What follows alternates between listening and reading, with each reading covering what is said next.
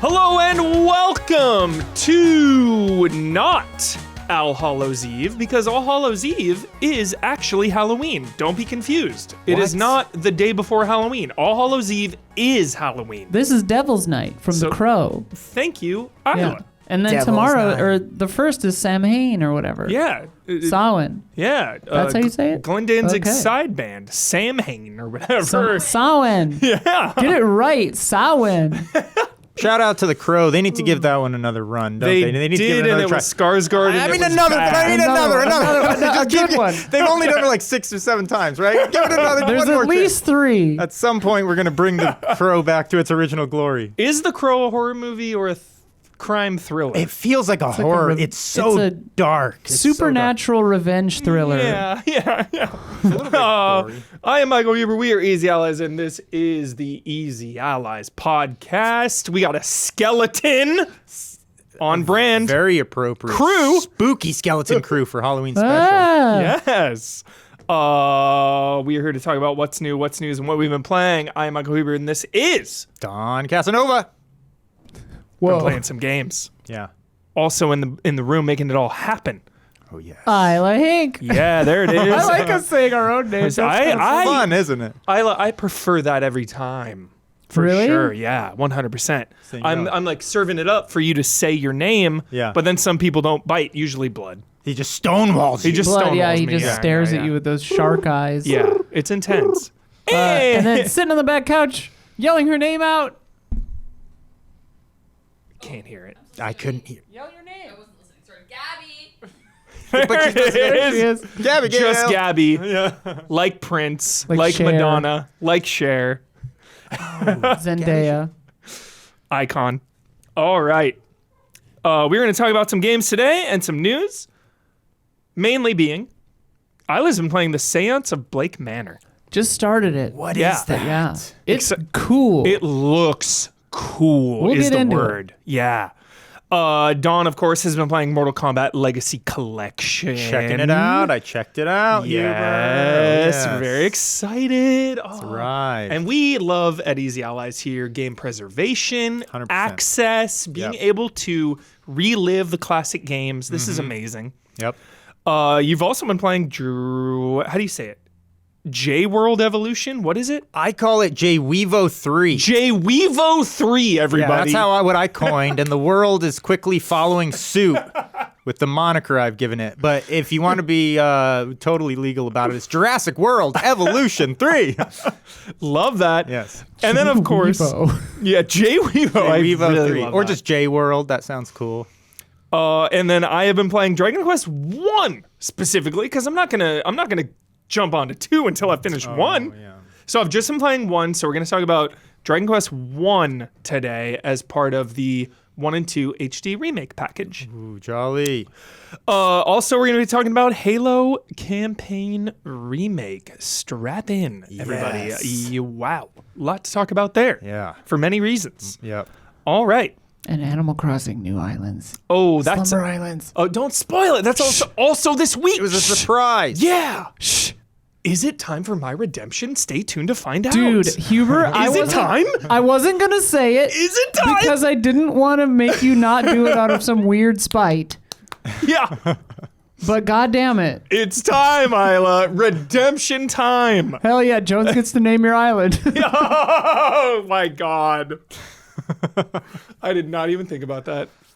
All right, let's dive in. Dawn, here we go. Yes. Let's get nostalgic. Let's get emotional. Let's put ourselves into the 90s Yeah. and talk about Mortal Kombat Legacy Collection with a K. Oh, yes. What is your initial thoughts? And just tell me and tell all of us how you feel about this collection so far. Yeah, so this is what I've seen so far on it. Mortal Kombat. So what this collection is, Huber, is this is basically attempting to be the complete package for the 2D Mortal Kombat universe. Very good distinction, everybody. From Yes. Dawn here, 2D is key. Yeah, so it's all the 2D titles. We're talking arcade, we're talking home console, we're talking portable, everything, even the oddballs like Special Forces and mythologies. That's Sub-Zero badass. mythologies. Yeah. I love that those are there. Yeah, so it's all I there. hated those as a kid, but I'm down to reevaluate I them. did too. You know, I barely got to play them. I remember seeing them in, what was that?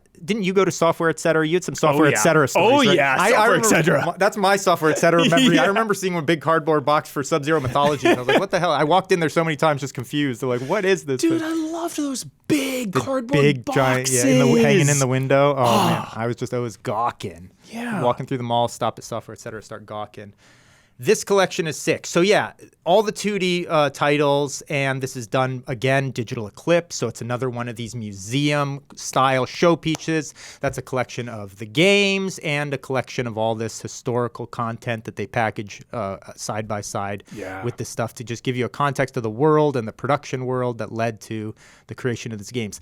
So diving right in, Huber, first of all, the collection of games. I mean, it's great. It's complete. It's everything you want. It has like, you know, a nice little TV filters. It's sort of the basics of everything you'd want and expect, I guess, from a inclusive collection like this. Now, a lot of these games have been available over the time in multiple. Definitely. Mortal Kombat's been really good about that over the years, Don. I 100% agree, except for fuck you, Shaolin monks. Where is it? Which I guess has to, the good point, Huber, but that has to be considered, I guess, part of the official 3D realm. True. So, next time, Collection 2. Yes, that's what I've got my eyes on. Oh, okay. boy, am I hoping for Collection. I can't wait for Collection 2, yeah.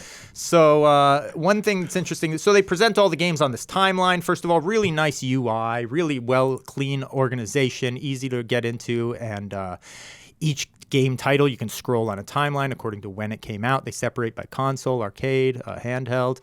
Each, game you get to, as you can see here, you can then select it and you get a whole bunch of things. You can look at move lists, do training, fatality trainer is something they added in here.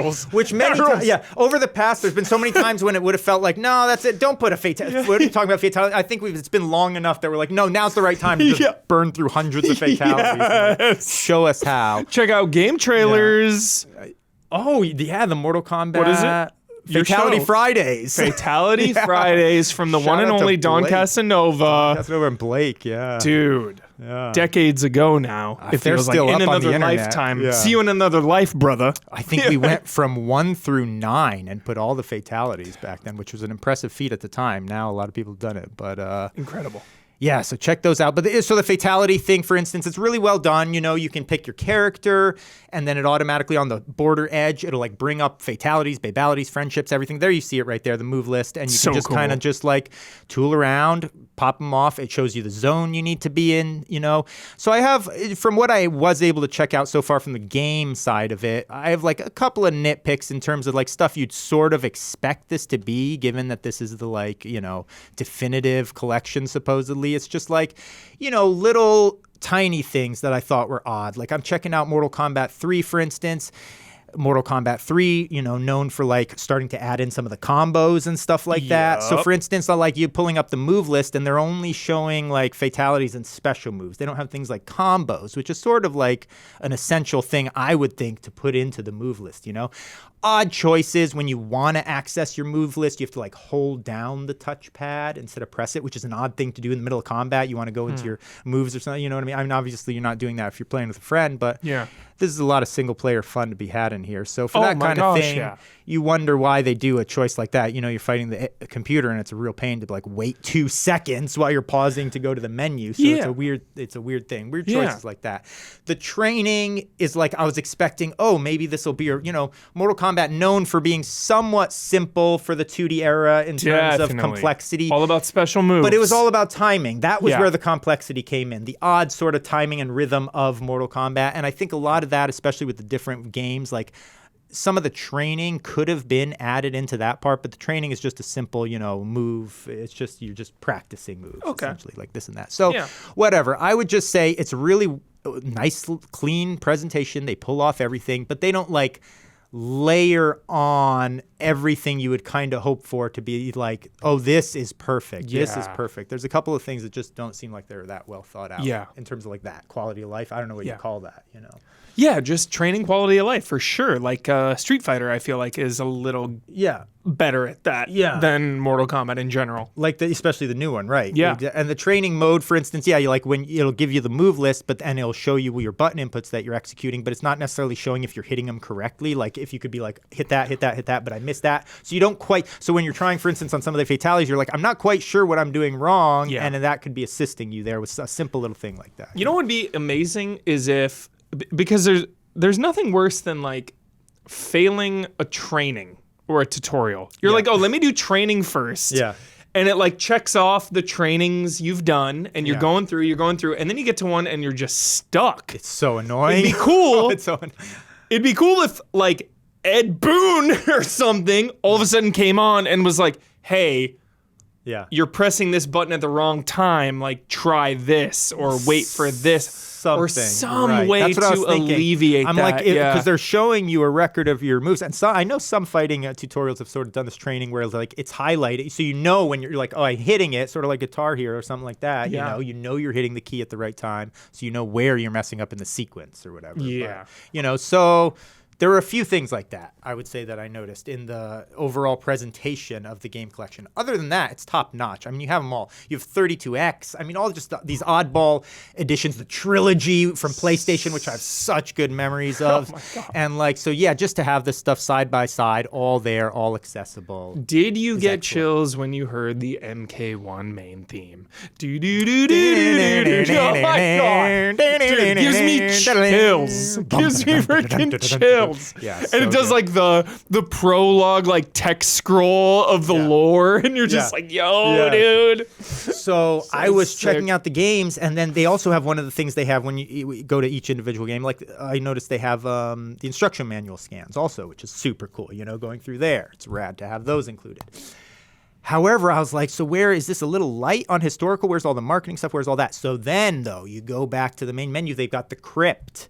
And the crypt, Huber, is where this is now, like for everyone that knows Digital Eclipse and Atari. That's where you unlock all the behind the scenes. The Atari 50. You know the timeline Atari 50 did where you just go through media and then you can like expand in different directions?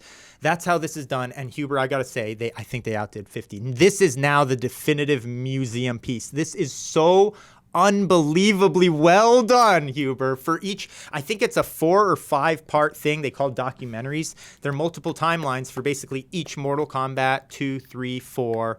This, you saw a real quick shot right there of it. And we're talking about movies, unreleased material, pixel art, marketing, everything under the sun you could possibly wish for as a fan of this series, to not just get context, to get behind the scenes of production, to get all this awesome side content stuff. There it is right there. For one of the most important franchises in the history one of the pillars of video games. Right. Full stop. A pillar in video game history. Period. In Mortal Kombat. And the 100%. fact that they had the foresight to film all this stuff. They have so much stuff. All that archival footage. Cut stuff from the games, moves and fatalities, and you're seeing some of the pixel art that they left on the cutting room floor. I mean, that kind of stuff is just a dream. And then to be able to bounce back and forth, just that feeling of, looking into that stuff, digging into it, and then being like, now I want to play that. I want to play that moment and all that stuff. Fuck, my brother would have loved this, bro. It's just, This is just peak Mortal Kombat fandom. It is. And so the love they show here is just above and beyond. It's literally, you got to say, I wanted to say worth the price of admission. It's hard to say. The price on this thing is a little pricey. That's what I wanted to get to, right? Full price almost, $50, I believe, for the standard edition. You're getting a lot of games and a lot of work. That is a lot of work to get all of that with that presentation. So much, and it's so well done. Yeah. So, Because I feel like, Don, you could charge piecemeal. You release Mortal Kombat 1 or 2 on, PSN or Xbox, whatever. Yeah. You're charging, $15 per pop. Right. So, and you would just add up all the games with all of the extra behind the scenes on top of it. Yeah. I feel like it is mostly justified. It's mostly, I say, I mean, the presentation of the history stuff, the documentary section is just unreal. They also have like a character section where you can go through individual characters and get a bunch of lore, get all their story screens and just like all sorts of supplemental material. So they packed a ton of stuff into it. Yeah. So it's great. I think it's really well done. Yeah. And I just am chomping at the bit for when they do the volume 2, the 3D era. The 3D era, you know, that one's been given so much less attention over the years, and so many Mortal Kombat fans even are so like less exposure to the 3D trilogy. Deadly Alliance, Deception, and Armageddon are definitely in a weird pocket of when like you needed to be alive during that 100%, time because it doesn't have the cachet and the legacy that the other Mortal Kombat games have. Yeah. It was just like, yo, if you were hardcore and you were playing Mortal Kombat at this exact moment in time, that was like you were playing those 3 games. But now as time has gone on, it's just like, okay, well, the original trilogy and then like the newer, you know, MK9 100%, and X and but there is that middle ground of like, yo, Deadly Alliance is one of my all-time favorites. They're great, those 3D trilogy, and then the Conquest mode that they had in there and everything. And you love Armageddon. And Armageddon, I'm a big fan of. I mean, almost everything about it except save, you know, the creative fatality or whatever was like just peak Mortal Kombat, and that's when Mortal Kombat was hitting for me. So like obviously I knew about it when I was a kid, all this stuff blown away with it, but at the age I was at when the trilogy was coming out, I was just like so vibing with it. So epic, so I've always wished we could get one of my favorite special edition boxes of all time was Deadly Alliance. It was one of those sick like two DVD things. You open it up and it's like fucking Sub-Zero and Scorpion. And then there's like the behind the scenes DVD and then like the actual game. Oh my God, dude. So good. Was that Deadly Alliance or Deception? It might have been Deception actually. Might have been Deception. Sure. I don't know. Yeah. I didn't have that. Yeah. I'm gonna dig it out. Okay. Dude, I should have brought it. Oh yeah. I'm gonna dig it out, Tom. Yeah. Yeah. So, yeah, they've just done it again, you know, digital clips, so hats off to him. It's so impressive. And, yeah, the amount of stuff that Ed Wood, I mean, this is a partnership with, obviously, WB Interactive, whatever, and Atari. I'm glad they let this happen. WB is crazy. Yeah, Atari. And right, exactly. I'm glad they let it happen. And Atari and Digital Eclipse. And they just, again, this is just so special to be able to see so much more content. I mean, there's a vast trove of media in here. So I just started to dig through it on the first couple volumes, and I have a 5-part series. So, oh yes, I think, what can I say? Mortal Kombat, it's a hit. It's a hit. Damn right it is. Yeah.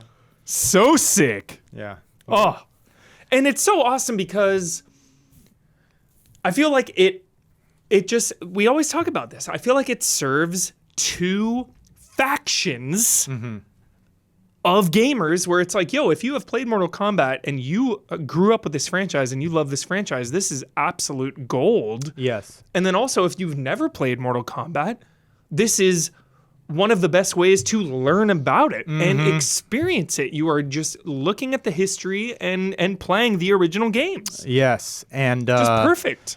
Right. And then, you know, even that's where I guess for newcomers especially, or people that maybe didn't grow up with it or this and that, I wish that's where I wish they would have put like a little more into the training stuff, a little more into that, so that if you're not familiar with it from history, you're able to be eased into some of that stuff more. Such a good call, Don. But and then there's also a super odd. I mean, there's probably some unlockables. I'm sure Mortal Kombat, the king of the secrets, right? So they've tucked in a couple extra things in here, I'm sure. But another thing that everyone's known about that they announced is what is it called? The Wave edition of MK3, which was like the super rare. You know, they did MK3, then they did Ultimate MK3, which was a refinement. Of course, Then they had this one called the Wave. It's slipping my mind right now. I hardly knew about this, and I read a little bit about it before it was released. This was like a couple months ago. It's really weird, Don. I was super into MK1, 2, and 4, and not 3, weirdly. It's bizarre. funny because I was like, Bizarre. 4 definitely too. That's one of the things I'm most interested I think about. because I this had collection. Dreamcast, so I got 4 That's gold. what it was. Yeah, But I didn't have access to 3 as much. The similar experience to me. I had a little more with 3 than 4, but 4 especially is kind of like not a blind spot. I had 1, but 2 Genesis, and then 4 Dreamcast. Sega. I'm a Sega man. So good. Yeah. So yeah, they have this Wave edition or whatever, and it was basically like it had online. It was a third version of Mortal Kombat 3 that had online functionality, so you could play against other people at other arcades. But apparently, Arcade multiplayer? because of the timing of it, and it was during that weird little era in the arcades, which I remember because there are other games that Atari was doing. Atari was doing this kind of thing. T-Mech, I remember, which was like a hovercraft game. You had joysticks and you were like floating hovercraft tank, but it was so sick because you'd see on the leaderboards and everything you were playing people at other arcades. It was like mind blowing at that time. Now it seems obviously like what was that called? T-Mech. It was Dude, T-Mech, like M-E-K. That sounds so Yeah, and you were like, familiar, they had like a dude. desert level with like skeletal, like remains of some, like, I don't know what they were, dinosaurs and stuff. You're like hovering around, blasting other tanks and stuff. That sounds so familiar. So they had multi-cabinets next to each other, but then it was plugged into like the arcade or the internet. And before this was happening at all, there was an online multiplayer happening. It started in the, to happen in the arcades. But at the same time as like what you're saying, I think Dreamcast, stuff like that was starting to have an online co-op thing happen too. For sure. So apparently only a few of those cabinets ever got produced. There were like stories about the few people that actually played it in the arcade. Yeah, I didn't play this. Yeah, and they have a couple of extra things they added into that edition. So yeah, just being able to have access to this stuff in this manner of stuff we would never ever even get to try like that from history. It's so special. So I love that Digital Eclipse. Yes, thank you so thank much. you so much. Seriously, just thank you so much. Yep, it's huge. Incredible. Yeah. Oh, Yep. Mortal Kombat Legacy Collection out now. Yes, perfect. Time for Halloween. What good vibes Out is that? now. Play a little. Rip some heads off. Yeah, rip some heads off. Down forward, high punch. Come on now. Come on. You got to do it. Down forward, high punch. As classic as it gets. Yeah. So good. Alrighty. Next up, Dragon Quest 1 and 2 HD Remake. Oh my. I've been playing this, just 1 though, because I'm not gonna go ahead to 2. Yeah. Like I said at the top. That makes sense. Before I finish 1. So you may be wondering, if you're not familiar with Dragon Quest, is like, oh, but 3 just came out. Why did they do that first? 3 is a prequel. 3 is a prequel to 1 and 2. So that's kind of the beginning. A bigger game as well. So that was like $50 or $60, and then now 1 and 2 is the same price. You get 2 games. But I want to talk about specifically how trimmed down for the better Dragon Quest 1 is. Oh. So this released in the US as Dragon Warrior, of course, and I believe that's the name in Japan as well, and then we moved it to Dragon Quest. The biggest thing about Dragon Quest 1, aka Dragon Warrior, we've established it, there you go, is that you are one character in this big RPG. You do not have a party. Oh, cool. And that is crazy because I feel like every RPG ever since then has been a party. Definitely. Like, what RPGs really have you played that are just one character? It's crazy. Yeah, that's interesting. So what I love about that is you have to worry about so much less. And that just makes the game flow so much quicker. And just so much like there's just a little less stress because we've all been through it. You start you start accumulating party members, even more than 4. Yes. Sometimes think about Final Fantasy VII Remake or whatever, and all of a sudden now I need to keep track of 8 people's skill points and leveling them up. 8 people's gear and items and turns and all this. Like, there's so much more to manage when you have a big party, which of course has its benefits as well. I love that. But I really appreciate in Dragon Quest 1 that it's just this one character. All I need to worry about are my one person's stats. Get a better weapon. Get a better piece of armor. worry about one set of moves. All right, what are my key moves here? What are my primary moves? My heal, my, charge attack, whatever it may be. Refreshing, yeah. It's really refreshing. It's really lean, Yeah. is Dragon Quest 1. And that is just so nice to have that balance of like, wow, here's my world map, like any RPG. Here's my big world map. I'm going to be traveling around this whole world, all over here and here and here. That's massive. That's huge. That's a huge daunting undertaking. But at the same time, I just need to worry about my one person. Right. My one person's level, my one person's equipment. That is it. Yeah. Is it a long game, the first So one? it's way shorter. This is like a 10 to 15 hour Perfect. RPG. And then Nice. 2 is a little longer. And then, of course, 3, like we had Yeah. last year, is longer than that. Yeah. But yeah, it's just, if you've played 3, you know exactly what to expect. It's super duper 10 out of 10 cozy. Dragon Quest is known for not rocking the boat with its formula, with its presentation. It's exactly what you expect. You're going to towns, you're meeting NPCs, you have some incredible orchestral cozy music, you have your big overworld. And then you have dungeons that are, the key to story beats. Yeah. There's a bunch of little story beats throughout the big overarching one. So, yeah, the economy is key. Everything like your gear and all that is so key. And one of my favorite things about Dragon Quest, I always talk about it when I bring up Dragon Quest, difficulty. It's my favorite. It's my favorite thing to analyze ever.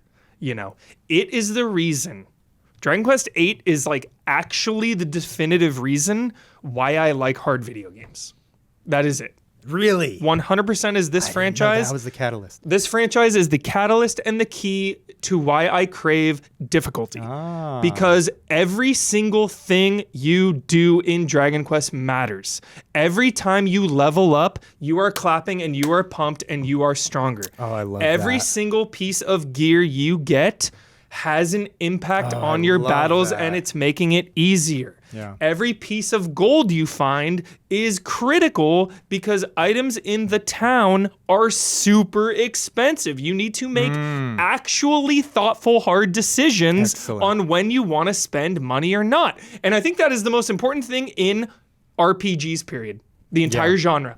I feel like that is the epitome of this genre when you have actual meaningful fights against random enemies. Yeah. Just like your normal enemies are still a threat. They're not challenging by any means, but they're going to deplete your health. They're going to deplete your mana, and they are intense. And then you finally fight some intense boss that really pushes back. Everything has value, yeah. Everything has value, Yeah. and it is the best. It is a better game because of that. Like, it's so funny, thinking of Brandon Jones, my main man. The main man, shout out Brandon Jones. He would love over-leveling. Yeah. He loved that. He did love and I it. love that, and I respect that viewpoint as well. Yeah. Of like, let me just grind and over-level and steamroll Come everything. in as a powerhouse, yeah. But I feel like that is so like, it's like, okay, that's cool for the beginning of the game, and then you just steamroll the rest. Yeah. So it's like, okay, let me grind early on, and then I'll just beat the game easily. Yeah. And it's like, I like the constant push and pull and the constant struggle throughout. And especially when that connects to the narrative of a game, the game should ramp up narratively with its stakes. So if the game is getting like more intense, like, holy shit, all of a sudden it's the apocalypse, let the difficulty reflect that story element, when those merge together. Like those early hours, and that's what Dragon Quest does as well. Those early hours are pretty chill. Yeah. You're fighting slimes in the forest, you're fighting little skellies, like whatever, everything's chill. Then usually with each Dragon Quest game, by the time you get to the third dungeon, it's like, whoa, wait a Holy minute. crap. Wait a minute. Am I high enough level for this? Yeah. Because the narrative has escalated. And I just love everything about that. We are just so lucky and fortunate. We were talking about Legacy with Mortal Kombat, of course. Yeah. And even though these are remakes, this is still so accurate to what the original Dragon Quest trilogy is. Yeah. That this is just such an incredible way to jump into this series if you have not. It looks so beautiful, and that's one of the questions I have, actually, Huber. If you know, because as much as Dragon Quest, obviously very well known throughout history. I mean, I've heard about this franchise my entire life, and I've never jumped in. I'm not alone. There's a lot of people like that. Course. For being such a huge, long-lasting, RPG franchise, like there's a lot of people that haven't experienced it. So it's interesting now with the choice to go 3, 1, 2 to make this sequential for the story. Yeah. Where does someone jump in though that isn't? Does it matter for someone that doesn't have experience? They could absolutely jump in with 3, or to me, 1 and 2, it's fine. Just go I in mean, right there here. are connections, but it's not some crazy, continuity of like, what am I missing here? There's none of that. It's really just loose connections to like the history of the world in a way. Yeah. It's like looking back hundreds of years, or like looking back at the ancient legacy of things is a big part of it. But like, you could easily just jump in here as well. If you jump in at 3, if you jump in at 1 and 2, totally the same thing in my mind. If you've played 3, you might get like tiny little morsels of connection. Yeah. And there's another one also that connects with it that I won't spoil. But again, that's for like the deep cut fandom and lore that like, if you're just jumping in and you start with 1 and 2, that is fine. That is 100% I'm fine. inclined to want to, just for the more than the story being, to be like, well, mechanically, I would assume you want to play along that evolution more. At least I would be tempted to want to be like, this is how the game started mechanically. Exactly. And then go forward one from hero, there. right? Yeah, exactly. One lone hero is just such a vibe. Because it is such a vibe. If you haven't played it originally, that seems like it could be odd going back, starting on 3 and then going back to no party, or no? Sure, yeah. But then 2, you get the party, so it might be like a party, no party. Right, so it's like that's kind of a nice break in the action. It's interesting either way, I guess. You're right. In today's age, Don, where every game is 100 freaking hours. No kidding, my God. And there's unlimited games that we all want to play. I mean, everybody's backlog is 78 games at this point. That a nice little 10 to 15 hour one party member RPG is somehow refreshing. Yeah. And what a great way to introduce yourself to the series if that is the case, because it's a nice little, just dipping your toes in 10 or 15 hours. You're not going into this. Yeah. Just so iconic. Beautiful. And it looks pretty as hell. Oh, it's gorgeous. God, I love that art style. And music and Never all of it. Highly I remember you talking about this series from all the way in the GT days, Huber. You always talked about it just being one of the most coziest, like your jolliest. I think you mentioned one of them around Christmas time. You always Dragon Quest 8, the number one Christmas game. So it is just the coziest. It is really, really chill and relaxing, but then it also pushes back when it needs to with its difficulty, which I love. And of course, if that bothers you too, this game has 3 difficulties as well. Love it. Perfect. There's 3 different difficulties, story, normal, draconian. Perfect. So, love that. Of course, I'm going to draconian, so I'm a little slower, but 10 out of 10. Highly recommend. Next week, we'll talk about number 2, because I'm totally going to beat 1 soon. Sweet. Next up, a little back to the horror vibes, Isla. Hell yeah. The Séance of Blueprints. I mean. The Séance of Blake Manor. From the mouths of babes, Giving me some Blueprints energy. Yeah, I mean, it's published by Raw Fury, the same people who published Blueprints. The graphics are similar. Yeah. And it is, it seems like you Blueprints gotta... Goaty. Oh, yeah. Blueprints Goaty, dude. Was that Negan? It looked like Negan. Oh, from that Walking guy? Dead. Yeah. No, but he is kind of severe. Whoa. Take us away. He's the player character. So, and similar to Blueprints, it seems like you have to put in some thought. Great. Like I played like the first. So full disclosure, Blood reminded me that I was talking about this on the podcast and I was like, oh shit. Last night after our Halloween marathon fundraising you're stream. home after eating. It's like 10 or 11 p.m. And I was like, oh, I haven't played this yet. So I played it for like an hour and a half, 2 hours last night. And I'm super into it. I love it. Like, it's really cool. Good first impression. Yes, really good first impression. That's the best. And it's always so funny when I see game I trailers. know. Doesn't that freak you out? Yeah, Isn't it like, I'm like, what it's the like fuck? it's like simultaneously awesome and traumatic. Also, Yeah. YouTube like updated its stuff. Our video, like for listeners, this doesn't matter, but YouTube updated its weird interface, and now like the loop button doesn't work half the time. It Come on, sucks. loop. It's really irritating. Anyway, Looper. you have to refresh the whole window, Don, or it won't do it. It's a glitch. It's a glitch in the mainframe. Which I did right before this, so I don't know why it did that. Anyway, so starts with you are a detective, the kind of severe looking guy at the start of the trailer that you see.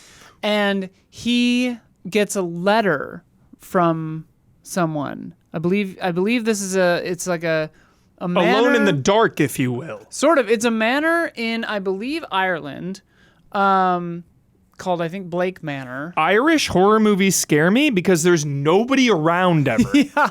Well, There's nobody around. They even say that in this, where it's like, this is a very remote. Yeah. I was talking Ireland to TM remote. I was talking to the front desk guy, and he was like, I asked him about the map of the surrounds, and he was like, my character was like, is there anything else like around here? And the guy was like, no. It's like, you'll find everything you need within the grounds. You know?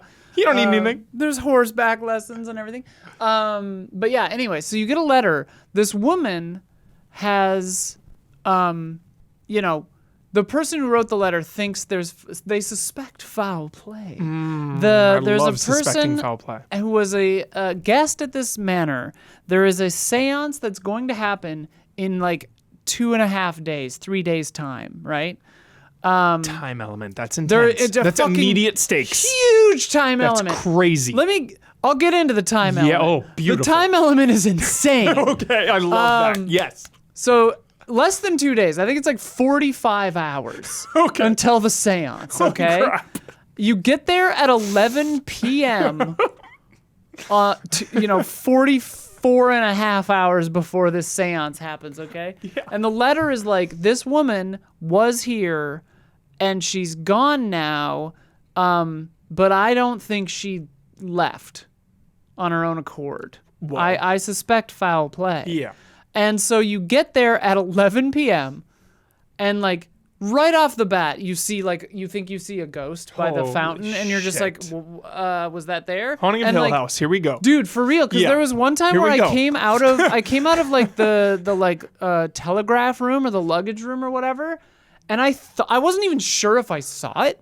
Like out of the corner of my eye, I was like walking back into the lobby, and I thought I saw someone standing there, and then I looked again, and there was nothing there, and I'm just like, Love this that. is sick. I love that. And like the character art is really cool. It's like almost Darkest Dungeon in like a It's tiny neat. way. Yeah, it's really cool. And so as far as it was funny because I was having a conversation like the night before this, Tuesday night, about like what are the best like detective games? Like what's the best like LA Noir. detective- That's the one Sophia one of the says. best. Yeah, It's one of the for best. Sure. Yeah. No, but which games have like the most convincing like detective mechanics, right? Yeah. And so the mechanic of this, Arkham City. it does it. Yeah, good mechanic. The mechanic of this is, so the time element, right? You get there at 11 p.m. World's Greatest Detective. So much stuff that you can look at costs you 1 minute. Oh, shit. Yeah. So, like, you have to think through, okay, what makes you're the most sense for me to look at hyper-penalized. right now? And the first, the like, tutorial thing is, like, the porter is setting up the telegraph machine was broken, so they didn't get your wire that you're coming that night. So they don't have a room ready for you. So the porter will come to get you, to take you to your room at midnight. So you have exactly 1 hour to snoop around and try to see if you can figure out, like, basically get a lead on this investigation of where this woman went, right? And so you have a time limit for the tutorial of this game, which I failed the first time. I solved it at midnight. Oh my God. And then the front desk guy caught me somewhere I wasn't supposed to be, and I failed. Ah, They kicked me off. They were like, "You failed. You got kicked off the grounds." And I was with kicked off the at ground midnight, like with 1 minute left. So then I did it again, and I just figured it out immediately because I already knew how to do it. But like the yeah, so it's super interesting because it's like, okay, do you like if you walk in the front lobby, look at every newspaper, look at every book, look at the fireplace, look at the every coat in the you cloakroom. see the minutes you shaving see the off. minutes going away. Oh my And it's gosh. like, I don't know how often you'll have like a deadline like that in the main game because like I'll get into it in a second, but like it's gonna open way up after this. But Yeah. like for the tutorial, you have 1 hour, That's crazy. and by the time you get into Lightning the building, returns, chat. do they do that in that? Yeah, it's a time limit until the end of a universe. Oh, yeah. jeez. If the time runs out, everyone dies. So like by the time you get into the manor, you've probably looked around a little bit and you've got, 40 minutes left to like figure out this like the hook of the case. And so like that's such a cool element, but like you can see the elements shown in this B-roll are really good because it shows you kind of the sort of menu keeps track of what you've learned. It like links them all. It has the item itself, a link thing that you can also like hover over and be like, okay, yeah, they're linked because of this. So like Are they cells interlinked? Yeah. So the front desk guy had like a stressed out look on his face, right? Yeah. And the game connected that to the broken telegraph machine.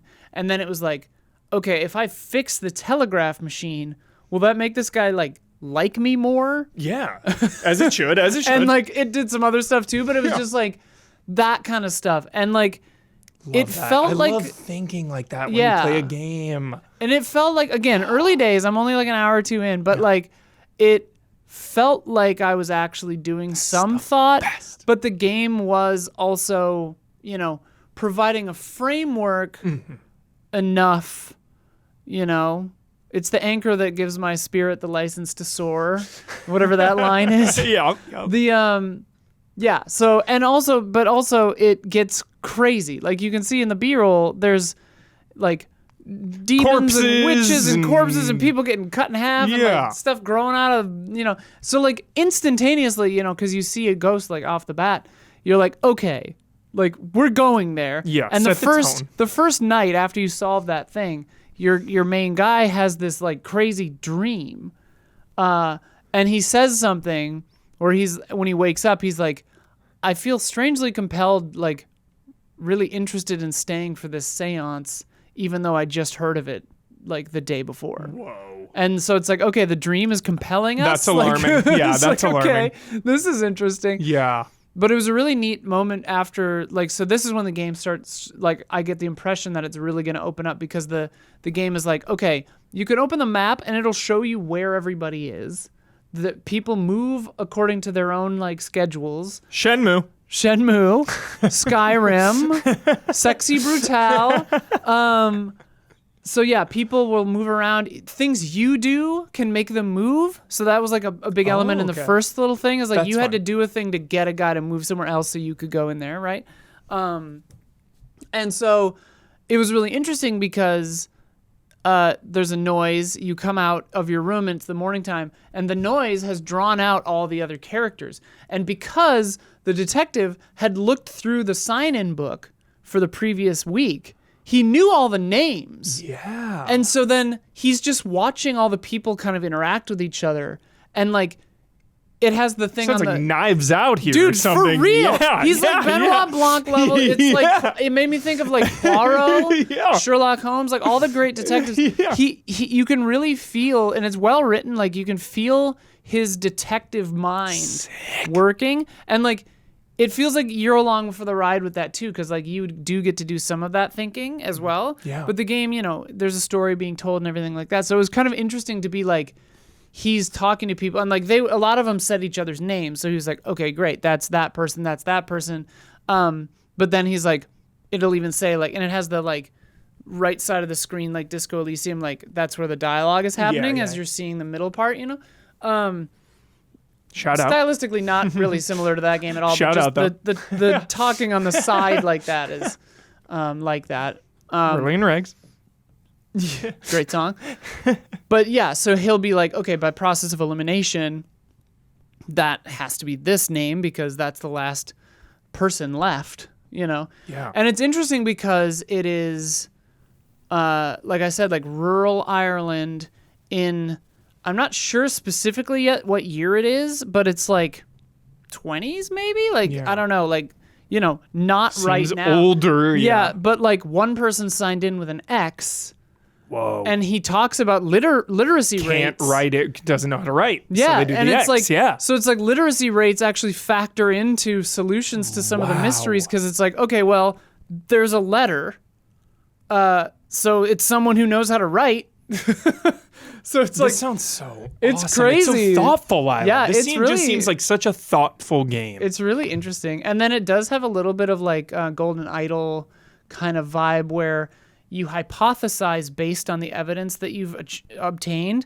And so like you go through the evidence and form a sentence. So you're like doing a Mad Libs, like filling in the words. Yeah. But it's like, you know, that's not like the Duck main Detective. Yeah, it's not the main thing, but it's Best like detective. it's a good he's probably the best detective. It's a good way to do a detective thing, you know. It's kind of a standardized thing now, I guess, but that's how you hypothesize and you say like, okay, this thing is forged or this thing is that or Yeah. whatever. And like that's how you kind of like crack that part of the case, you know. Cool. And then it'll move on to the next thing. And so it's like I'm right at the spot where it's like he just saw all the people and then it was like midnight. So I was like, okay, I got to leave it for now. But yeah, dude, it's so sick. It's really cool. And Great yeah, start, Isla. I wasn't sure from the trailers and stuff if it was point and click or whatever, but no, you like walk around, first person, you can walk around, go wherever you want. And then you click into people and start talking to them. Then it's like locked in, you know. Yeah, and then the time element is like, you know, The time depending on when you element talk to them happens- or just investigation.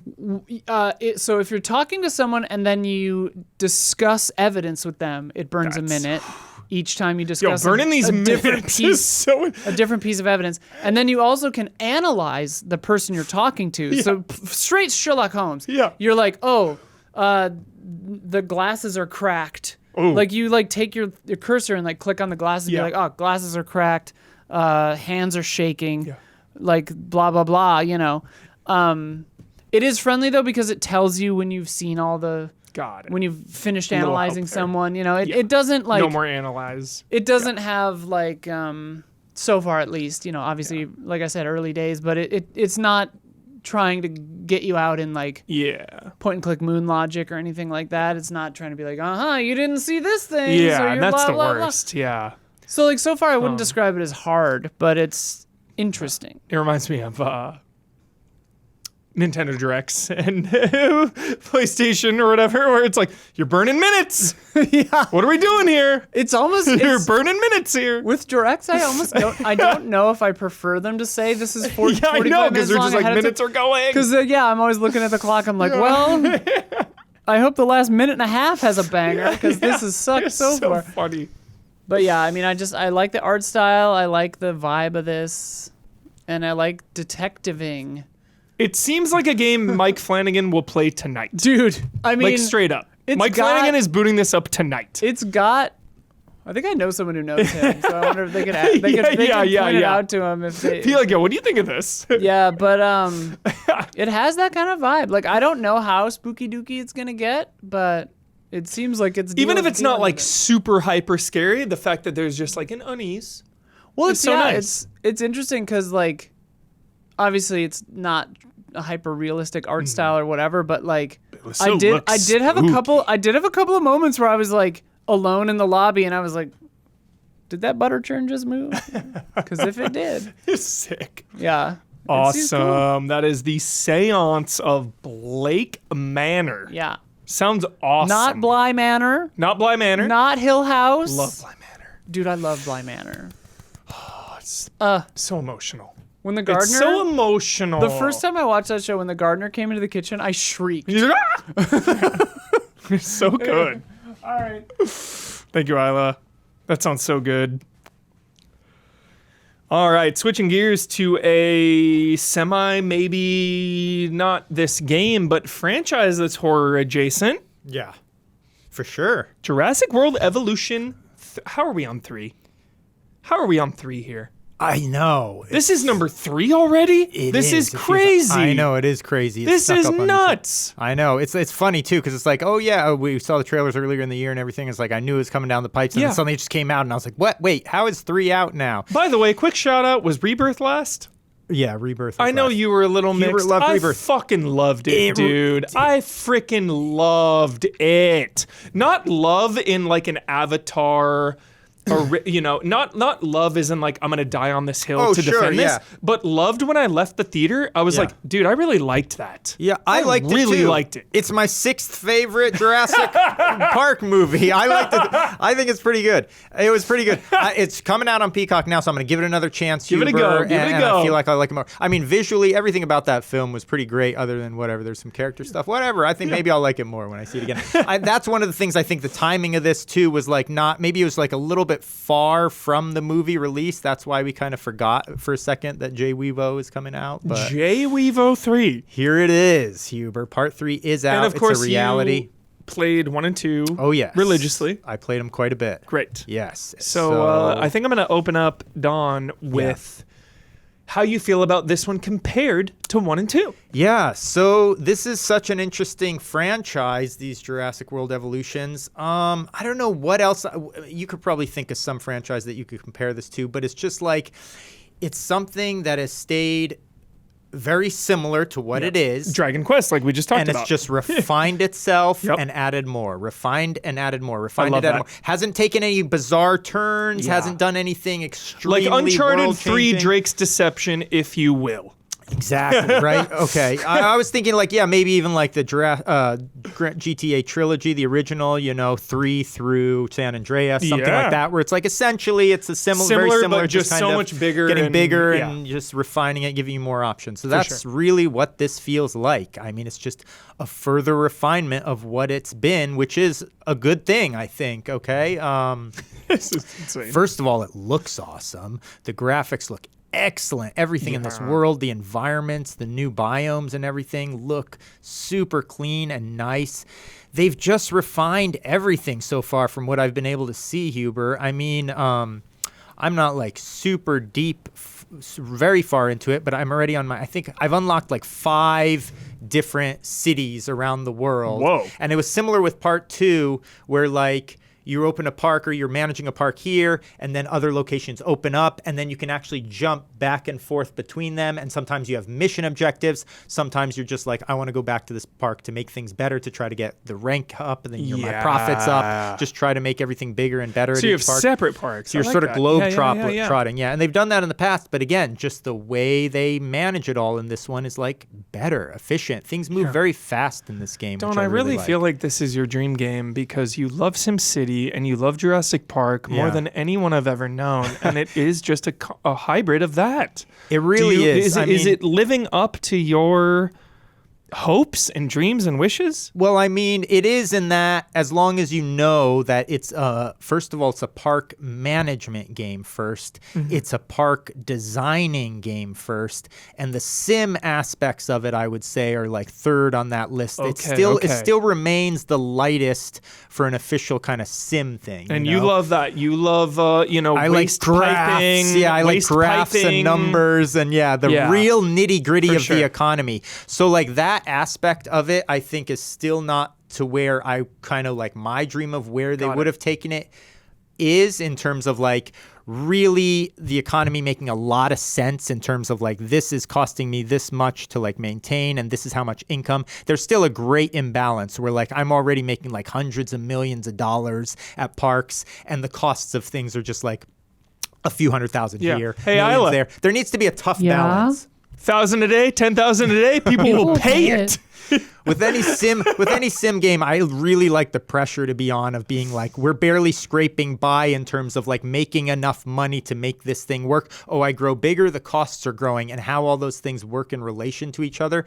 But you know what? These games from the outset have not been that, and so to expect them to be that now, it's just not what it is. Very so fair. you just focus on what it is. What they do well. Yeah, and what they do well is great. The design aspect of it, that's something that I'm not always so like into in terms terms of just like, oh, I'm going to spend a lot of time just on visual aspects. I like that. But when done right, like here, oh my, they have this whole module thing now where you can they've got like thousands of assets, all kinds of little things. You can build a whole bunch of structures now that don't have anything to do with the functioning of your park, which is really cool. Just aesthetic. Buildings, plazas, yeah, like all sorts of infrastructure. I mean, they have so many assets to play with that are unlocked immediately. So it really actually does, I think, get you interested in just right away starting to get into the nitty-gritty of the look of things and the design of things and just building out the world of things. They've advanced their terraforming tools a lot, which, they told us coming into this, so we knew that was coming in a really nice way. So I always love that, when you've really fine-tuned terraforming, so you're manipulating the earth and your, infrastructure and everything like that is a very satisfying thing. So, yeah, they're just moving it forward in a great way. They've made everything very efficient. In the past, there might have been sometimes I felt like you would get kind of bogged down a little bit with busy work where you're like, I got to, assign my rangers to a whole list of things. Everything they've done, they've just made everything very efficient in terms of managing the maintenance of your park. I love that. Assigning things. So you're not just too many times. There's always a ton of crap to click on and catch up on, but it's stuff you want to do. You're like, now I'm synthesizing this. Now I'm sending them out on an expedition. Now I'm like dealing with this little trouble Civ, where park. you're like, in 3 turns or 3 bits, I've got this going, exactly. But then I have this You have all going your and this timers, going. along the right side of your screen. You get all your timers. So these guys are doing this is happening here and everything. And so it's fun and satisfying to play, and just the hours. I mean, you can while away hours in this game like a time machine, Huber. It's just a Jurassic Park in Japan? Open up, How is that not a movie? No kidding. Come on. Vegas, Huber. I just left Vegas. Dude. You can see the strip in the distance. It's like Clark County is where you're building. And when you take it over, I love it because they set up scenarios for you. They did the similar thing in the past ones. Yeah. Where like Clark County, it's like this like semi-functioning, rundown park that they started to build and they ran out of money on, so it has all these problems. I love coming into a park with a bunch of problems and you're figuring out how to like resuscitate it and then grow it. It's like a scenario or something. I mean, Don, as a movie enthusiast, I can already see the trailer being like Jurassic Park, fill in the blank, title, and then the old stinger at the end of trailers where it's like the last like 5 or 10 seconds. Yeah. T-Rex running down the strip. Oh yeah. For sure. Yeah. Come for sure. on. Yeah. Yeah, so it's like, man, they have everything in here, though. They have all the dinosaurs. The plot takes place after Dominion. They've got Ian Malcolm. They go in heavy on Ian Malcolm, okay? Jeff Goldblum. As you should. Jeff Goldblum is in here. As you always should. Heavy. In the past, they kind of spread it around. They brought in multiple cast members. So far, it seems like the whole paycheck is going to Malcolm. And Brundlefly himself. Yeah. So that's fine. I remember AJ Locasio was the voice match for Chris Pratt in the first one, I think. I think that's true. Sick. I wonder if he's in this one. Look at that snow and the air balloons. There's so much to like in this game. So, yeah, so the story's cool, so far. I won't give up any of that, but it's very similar to the past ones. Just a lot of voice acting. They go in there. Really nice production values on all of that kind of stuff. Yeah. And just the tie-in with the world is just solid. This is like... basically canon stuff, you could be that saying. rules. You know I didn't know that, Don. Awesome. Yeah, so, and they have everything you'd want from basically all the movies.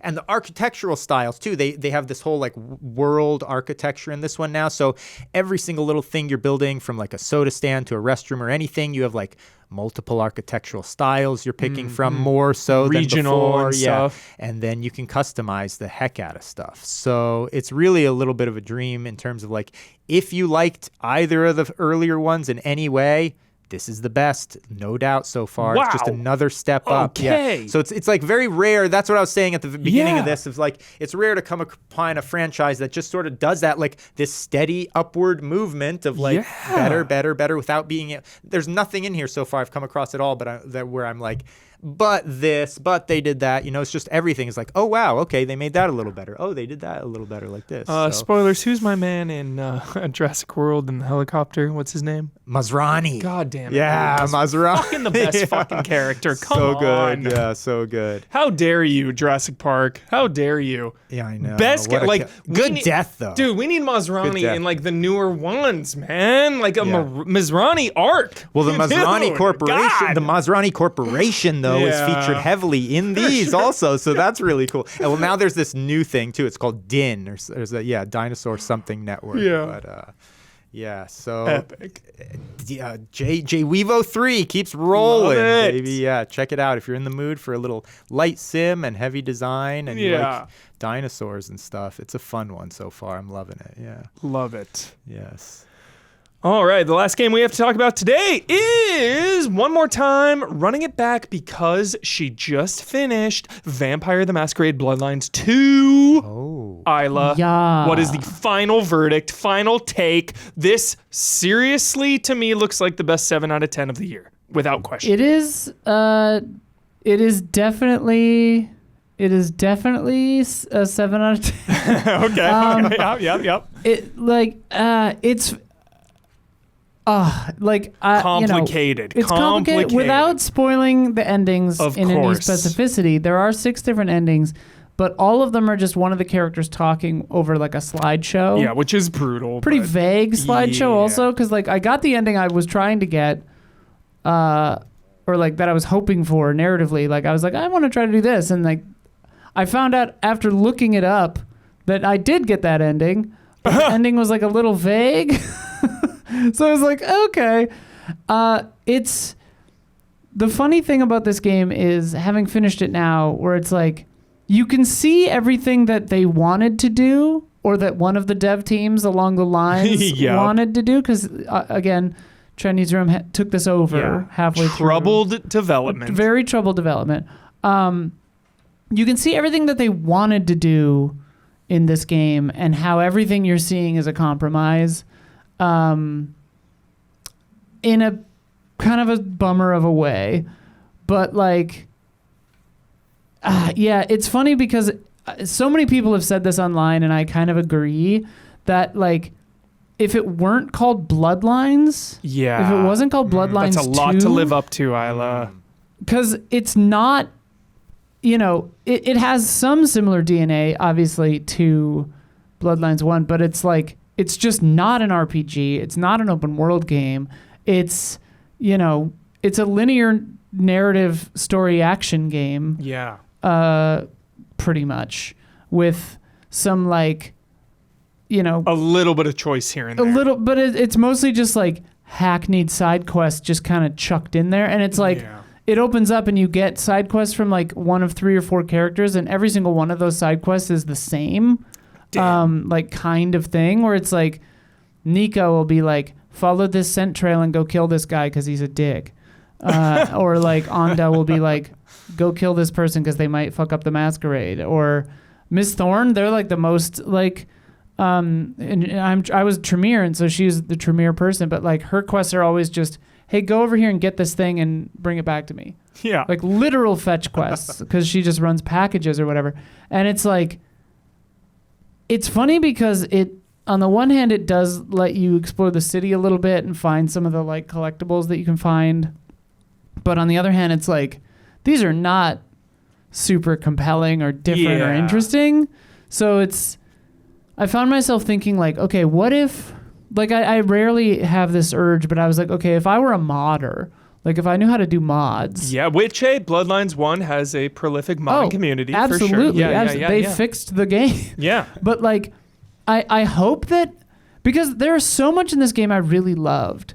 Like the vibes of it, the feeling of being an elder vampire, I thought was Yes. pretty cool. Even though I think like the main like ludonarrative dissonance thing in this is that like a thin blood vampire with like a knife is a threat to you at all, which like in the lore like just should not be the case. Yeah. Like you should be able to like tank shotgun shots to the face like pretty easily, which like obviously you can get shot a lot and still live, but at the same time it's like, just I don't know, you feel like a little weak for an elder, because it's weird, because it's like you can punch a guy and he'll just go flying, and you can glide and run up buildings and stuff, and like the detective guy in your head is like, holy shit. Yeah. But at the same time you're just kind of like, I don't know, killable. Yeah. More killable than I think you should be, probably. But obviously it's a video game and you have to have challenge, so whatever. For sure. Yeah, I don't know. Like all in all, it's like I ended it feeling dissatisfied because of like what it could have been. Yeah. But So it was I did okay. enjoy. Yeah. It seemed like it was okay, but it could have been so much It could have been more. great. Yeah. Or it could have been at least better. Yeah.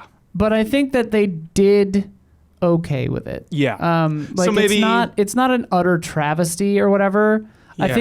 I think if people like truly hate it and are like mad at it, it's because they called it Bloodlines 2. Like For sure. 'cause But it's if you had just been not that. following along, you would kind of give it the benefit of the doubt with how many troubles it had behind the Right. scenes, where it's like, okay, like, Yeah. Like Yeah. having followed it since it was announced. yeah, so long And like ago. having at one point, like we all believed it was canceled entirely. Yeah. Like having it, like, you know, so knowing the backstory, it you know, You give it a little grace. give it a little grace, but Yeah. like, yeah, it's a mess. This game's a fucking mess, dude. Fuck. But it's like, Maybe Bloodlines 3, like from the ground up, Chinese Oh, room or Lord. something would be sick. Or I mean, I yeah. don't know if they're gonna Yeah. take a swing at another. Well, and also the people said that it would be different. The like somebody at someone who owns something was like, it would be a different team if we did a 3, and it's like, Okay. I don't think this is Chinese Room's fault. Honestly, I think they probably made it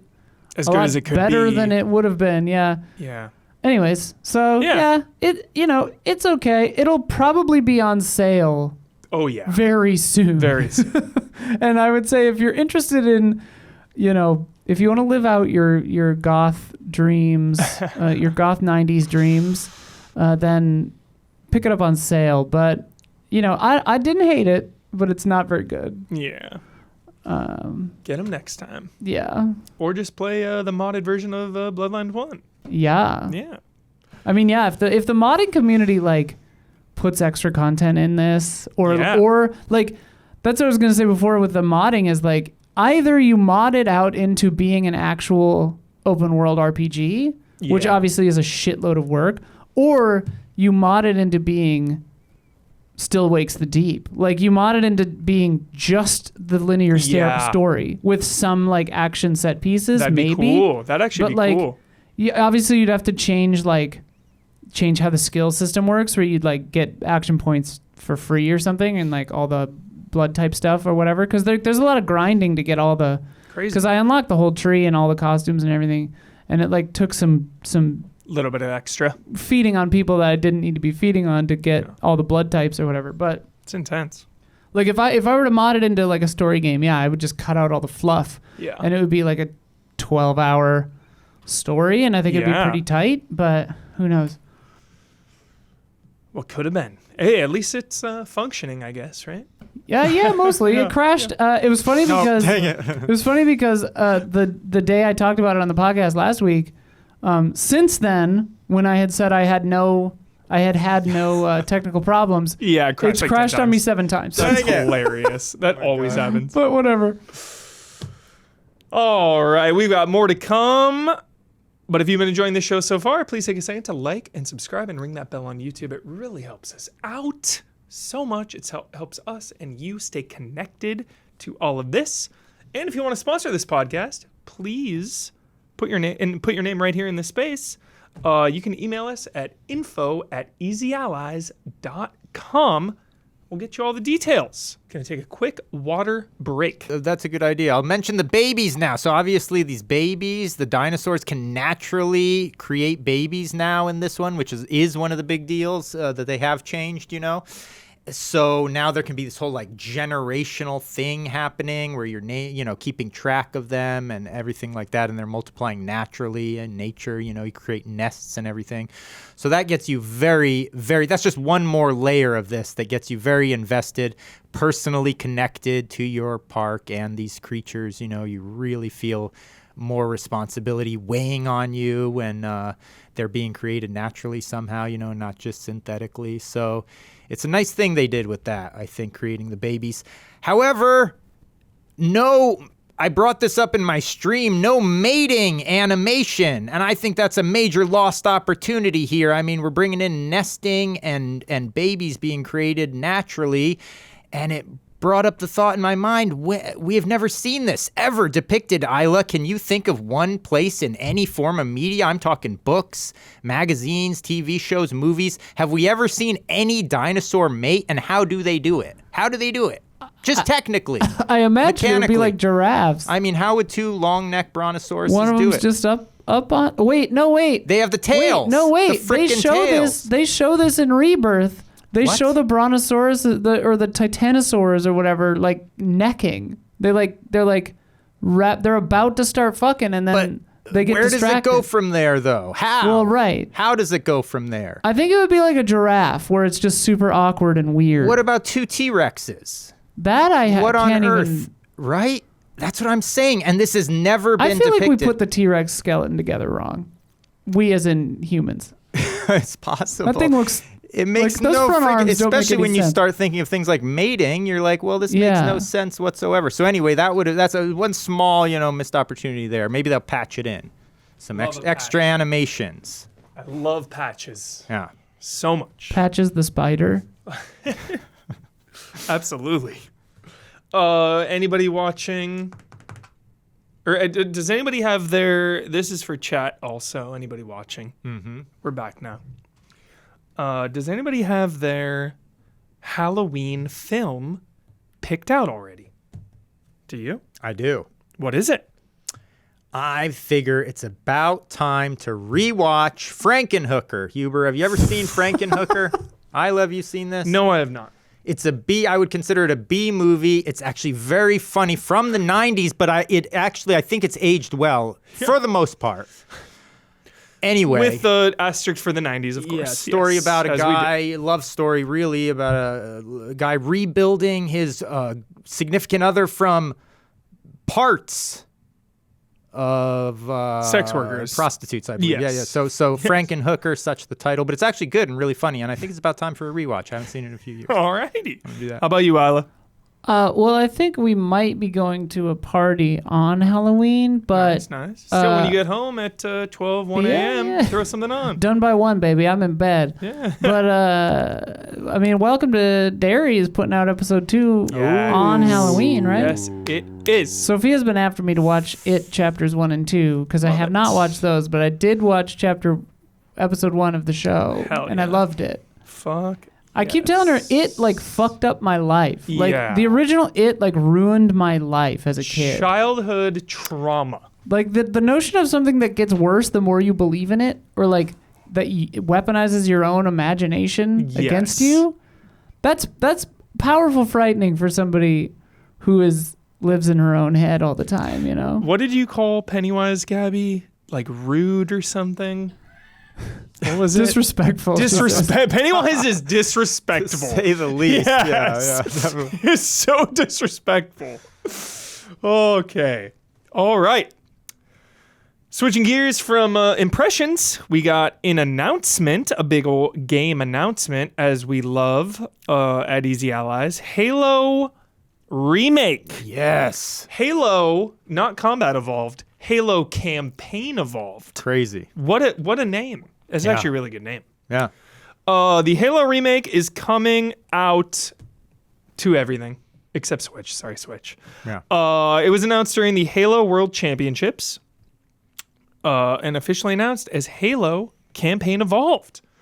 Described as a, quote, faithful yet modernized remake of the 2001 game. It's set for release in 2026, and it's going to be on PlayStation 5, Xbox Series X and S, and PC. And it will still launch into Game Pass, but it will also be available day and date on PlayStation. That is crazy. That It wouldn't be as crazy if Gears of War hadn't just launched on PlayStation as well. Right. But it is Still huge. it's really insane because I still, even after all of this console warrior breakdown, I still could never imagine like Uncharted on Xbox. right. You know what I mean? Yeah. Or Last of Us on Xbox. Yeah. Even though, PC version. Wait, like, is the game actually called Campaign Evolved? I thought that was just for the announcement. I think it is called Campaign Evolved. That's thought it dumb. was. I kind of like I it. think it's kind of cool. Okay. Yeah, because there's no multiplayer. So it's really driving that home Yeah. of, this is the campaign. Yeah. No multiplayer, which is huge because that is one of the extreme reasons that Halo is what it is today is because of that multiplayer. Yep. So to just drop this 7 out of 10 campaign, Yeah. I said it. I said what I said. Just to drop this 7 out of 10 campaign is kind of crazy. It is. I Very don't think the campaigns have as much gravitas as Microsoft thinks they do. Because the multiplayer is where it's at. It for always Halo. was where it's at, but I gotta say, Master Chief Collection has flawed. That had flawed with the online things, but that going through that again after time made me appreciate like the campaigns a lot So more. fun. Yeah, and the single player mode. So, Yeah, it's single player. So fun co-op. It is. Again, I talk shit right there, 7 out of 10, but still one of my favorite co-op campaigns Yeah. that there is in the biz. Just I got a lot of problems with the Halo campaigns. Maybe we'll get into it. Maybe we won't.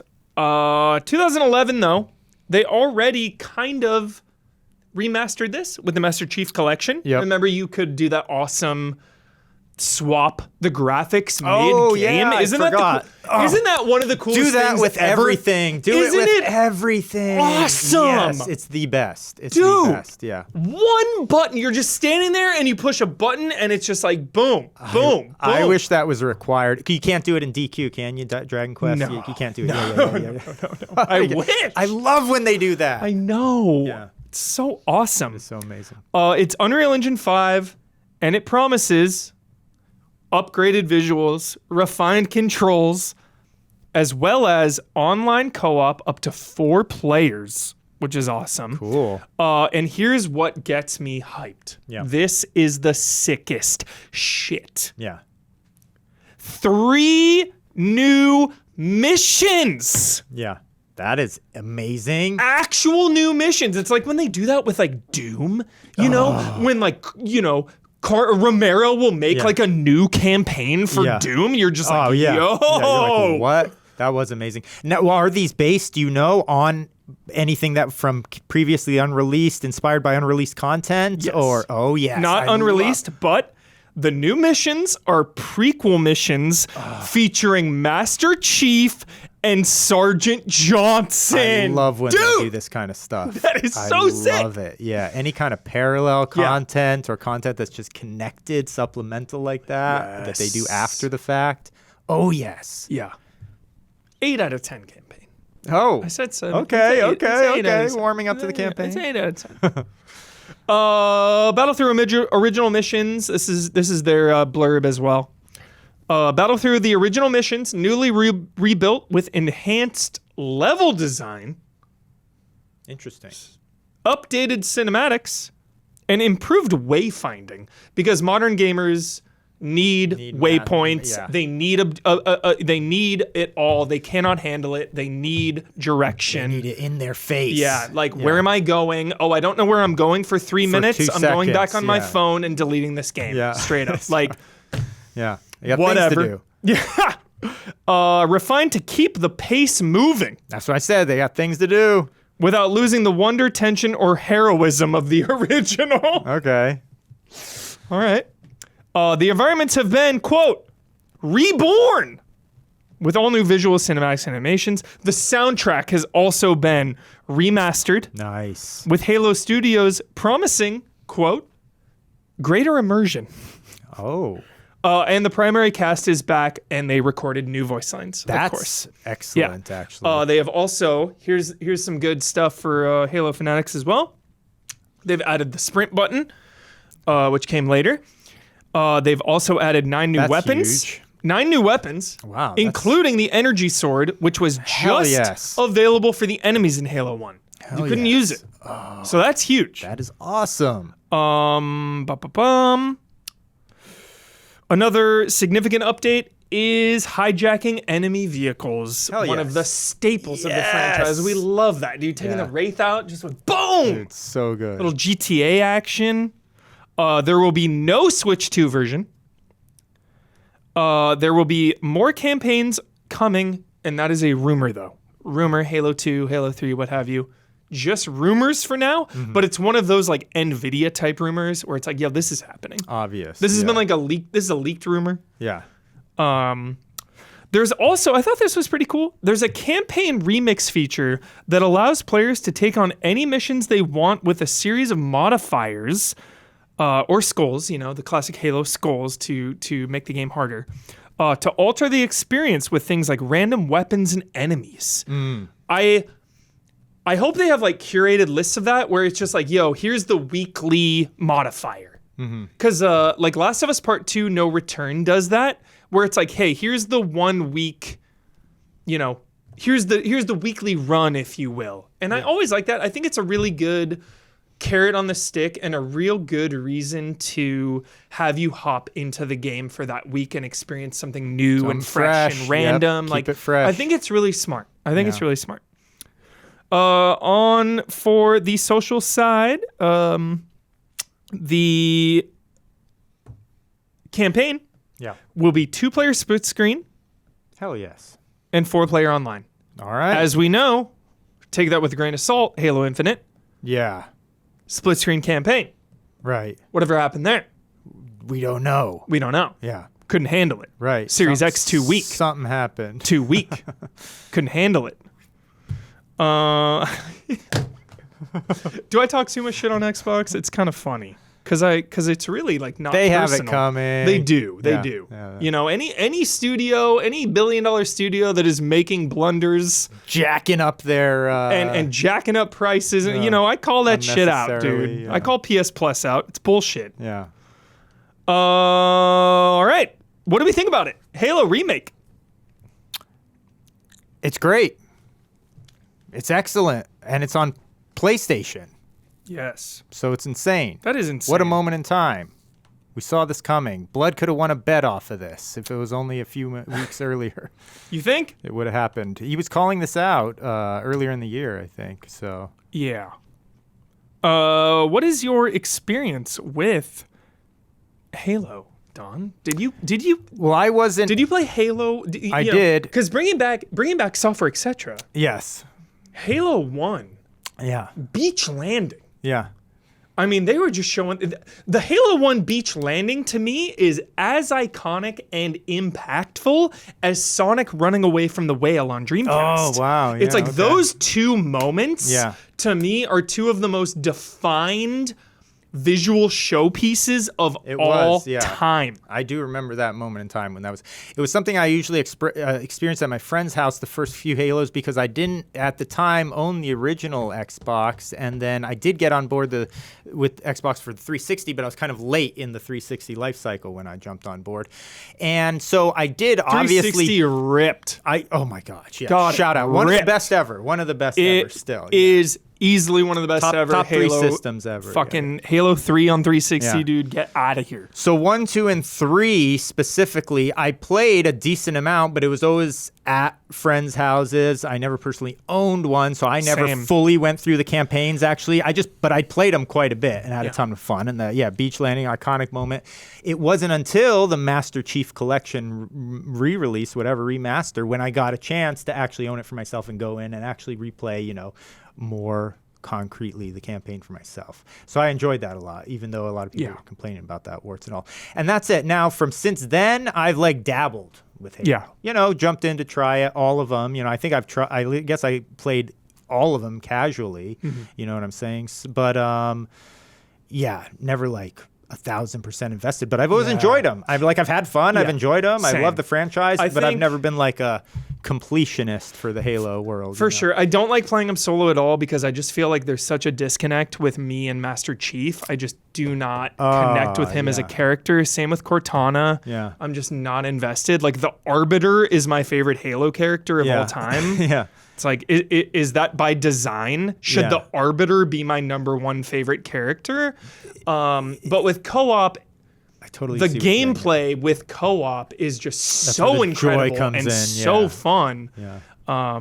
Just so and the flood and stuff. The flood is it's just boring. It's just you're just shooting these little critters and it's just Endlessly, yeah. yeah. Speaking of the flood, in a more disturbing, dour, sour note here. Yeah. This is very disturbing, very alarming. But it's reality. Yeah, if you are living in America right now, Yeah. very intense. ICE sought recruits with this announcement to, quote, destroy the flood. Yeah. They were using Halo as a marketing campaign to recruit young people. Yeah. And that has nothing to do with Microsoft and Halo, whatever, that's separate. But I just thought I would shout that out, of course. Yeah, it is a little disturbing imagery, as Isla's showing here. Yeah. I'm not showing. Okay. Co-opting Halo imagery Yeah. and mixing it with elements of the administration to just add more despicable divisiveness. Very right? despicable. To something, Destroy the flood, join ice.gov was their tweet. yeah. So it's sickening. Almost anyone with any sort of human conscience would agree. And one of the big points about it was they used these images. They created them with AI or whatever, using Master Chief, using Cortana and stuff like that.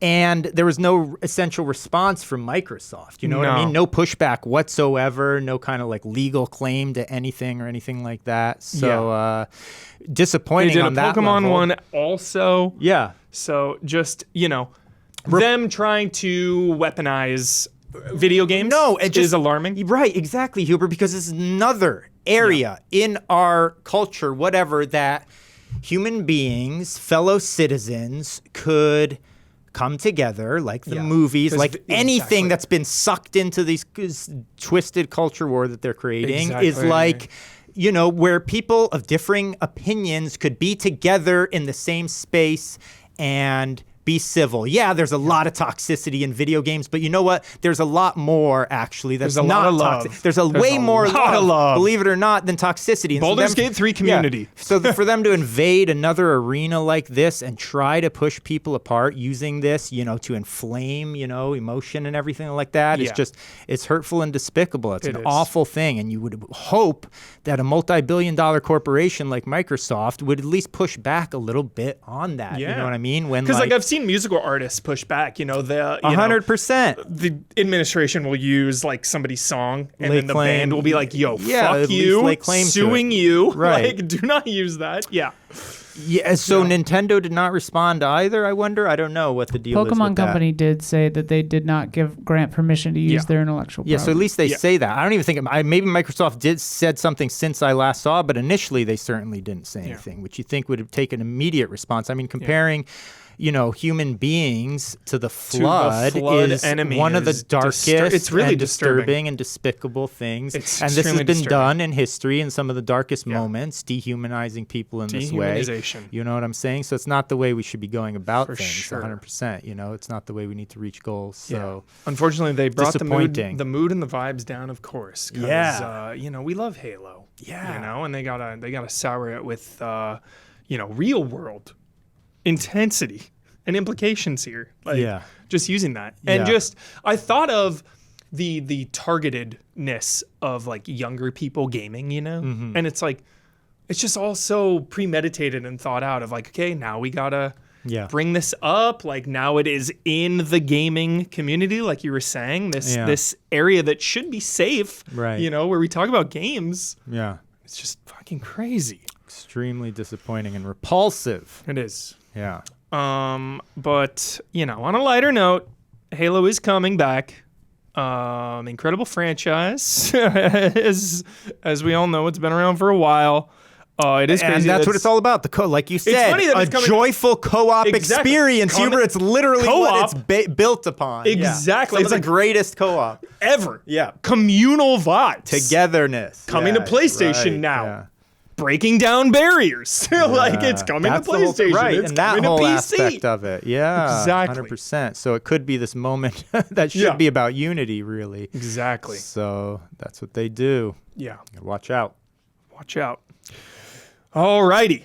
Also this week, Can't Toss to Blood Oh, And yeah. I can't toss to you, Don. I'm going to take it from here. Okay. I will stare at you stoically. Yes. All right. To bring the vibes back up to the jolliest fucking shit of all time, here we yes. go. Oh, yes. Animal Crossing New Horizons Oh my gosh. is getting an update. January 15th, there will be a free update and also a paid upgrade because Nintendo is arrogant. I'm saying that for Rob Amiani. He's not here, but I will 100%. call out arrogant Nintendo. No free upgrades here. It's $5 if you own it already. Yeah, should be 0. No free upgrades mean, here. Arrogant yeah. Nintendo. Where am I going to get $5? Yeah. No free upgrades in my book. You get your free upgrade, period. Yeah, it should be. January 15th, free update and a Switch 2 version. Here we go. Enhanced resolution. Oh no. Mouse control is using the Joy-Con 2 controller. So you can like drag and drop and kind of move around, what have you. All right. And expanded online play and more features exclusive to Nintendo Switch 2. The Which free means that you can have 12 people on your island instead of 8. That's nice. Wow. And some other stuff that is involved with stuff you're about to say. Yes. Power of the Switch 2. The free update includes a new resort hotel. Oh, that's big. On the So- pier. So if you have your island, can I come stay at your hotel? So cute. I don't know if you can stay at the you can visit. Dude, that would be Okay, so I want to jolly if stay you at your hotel. stay. Yeah, I don't know about that. It has you can decorate Living the at the hotel. rooms. You got a monthly rate? Yeah. You can decorate rooms at the hotel like the Dream Designer Island where you're designing like buildings and houses there. So this one's like you're designing different themed rooms at the hotel, and it's run by Captain and his family. And Graham is. I don't know who one of Graham is. The grandma, Captain's grandma. Okay, I don't know if she's been around before. Yeah, what's up? This is reheating Hello Kitty Island Adventures nachos, by the way, because Hello Kitty Island Adventure at launch, you could have a hotel You where loved people that would game. come and Yeah. stay. People, That's sick. Sanrio characters would come and stay on That- your island, and you had to like decorate the room perfectly so that they were like satisfied. I'm But obsessed sometimes with it that. was like, Freaking cute. I need 3 food items in my room. So it would just be a big empty room with like 3 cakes in it. It was really weird. That does sound similar to this, but rules. the other big one is because they had this thing before where when you went to sleep you could dream Slumber of Island. somebody else's island, so you would go to somebody else's island. Now That's cute. they're adding slumber islands where you basically get 3 new islands that you can build and decorate however you want. Whoa. You can terraform them, you can do whatever, and your friends, up to 12 friends apparently, can come and build them with you, because in your normal island, your friends when they visit, they're not allowed to dig That's or terraform cool. or A put stuff up or co-op whatever. So it's, yeah, you can like island. dick around together and That's like just make a dream amazing. island. Wow. And I guess you get 3 of those.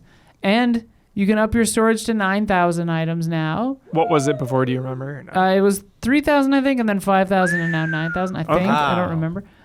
Sophia, in all caps, in a text, wants me to point out Yes, a lot of yes. things that people are missing. Yes. Because they didn't specifically call it out. Apparently, bulk crafting Yeah, is now a thing. I've got that here. Amiibo functionality, bulk crafting, You've got that 'cause I wrote it collaboration in there. items, and more, of course. Yeah, bulk crafting. So bulk crafting, yeah, it's shown for like a split second in the direct, the mini direct or whatever that they did, but like Hello Kitty. you can Hello craft multiples of a Kitty. thing now, which is big for Animal Crossing. Nintendo loves copying other games, 100%. I mean, everyone's copied Nintendo since video games were Exactly. invented in 1985. So They copy them, but then make them infinitely better, though. That's Sometimes, the Nintendo yeah. way. yeah. But yeah, this seems pretty cool for a free update.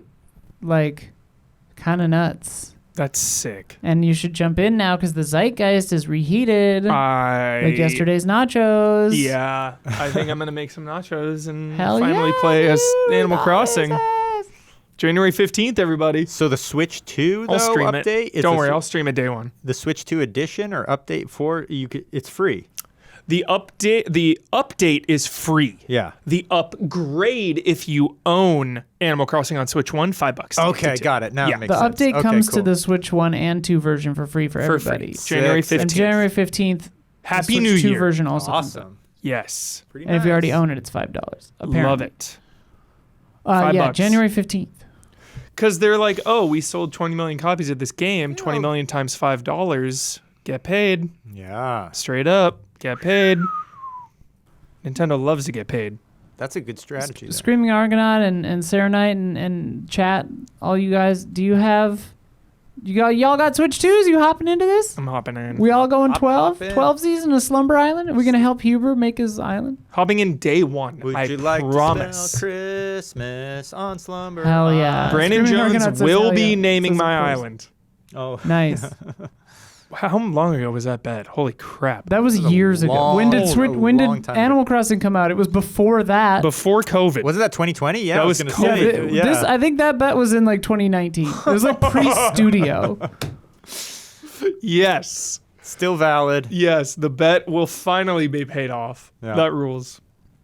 Also, the Resident Evil Requiem getting some costumes as it does. Resident Evil, we love our unlockable costumes. Lady D costume. Yeah. Shout out. This is an icon that I feel like they have Absolutely. not capitalized on enough. This is helping.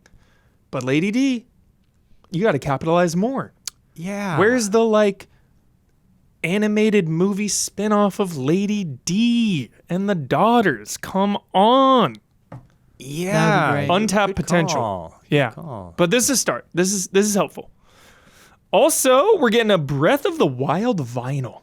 Have you seen these things? Do It we have is an image? Oh my god, ridiculous. it's pretty. A 2 LP set with 34 tracks and an 8 LP box set with 130. 8 LP. And I believe, unless my eyes deceive me, I thought I saw like each disc, each record is like a Yeah. different color, like these beautiful They're colors. insane. Oh my gosh, and And- the artwork.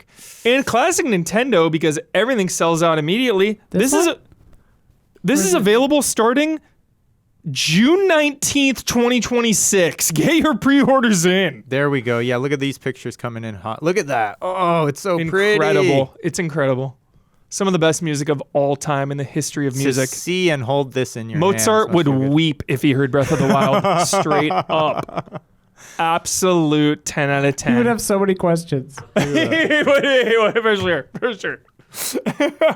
And But now- he would respect it. He would respect it. He would say, so Zelda's the little green guy? For sure. Now DJs can work some little Breath of the Wild into their mix. I like that. Yes. You're gonna be some scratching coming.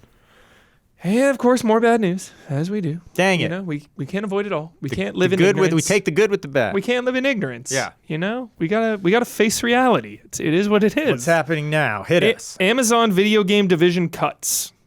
Oh man, This is a big yeah. one. This is a It's real big. catastrophic. You know, this was a Schreier piece, Bloomberg. Yeah. Moving away from MMOs like New World and gutting. It's Irvine, my hometown, Yeah. and San Diego Development Studios.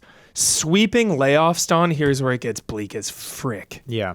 Sweeping layoffs, eliminating more than 14,000 jobs. That's like a small city. Dude, It's literally a small city. 14,000. That's insane. The company will reduce work on big budget titles, particularly massively multiplayer online games. Remember, they were going hard on that. Yeah. And is, quote, leaning into things that Amazon does best. Leaning into things that they do best. So, Wait, is Reacher? that the Because Reacher is what they do best.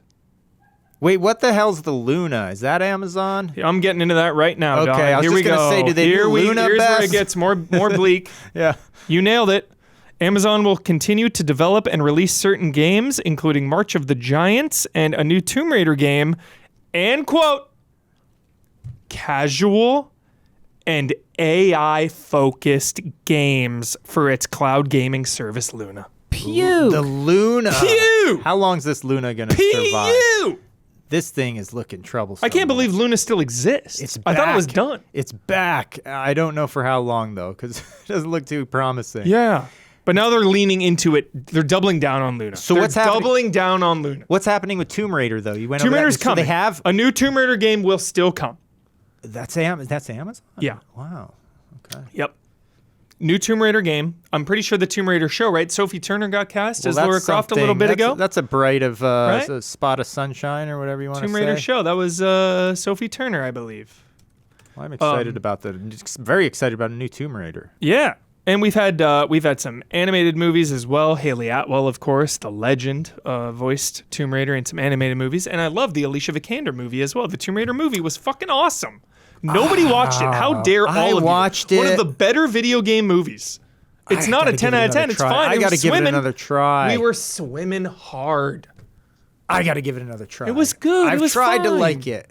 Yeah. All right. I'll try You watched to it one watch time or two? Or? I watched it. I tried to watch it a second. I think I tried to go in on it like 2 or 3 times to try to give it another chance, and I And it just didn't kept getting. hit? I don't know why. It didn't hit. It happens. It happens. why. I don't you know why. try. Yeah. That's all you can do. Yeah. My motto in life, Don. Yeah. I'll try anything twice. Yeah. That's a good motto. Yeah. Especially, I'll watch any movie twice. Exactly. Yeah.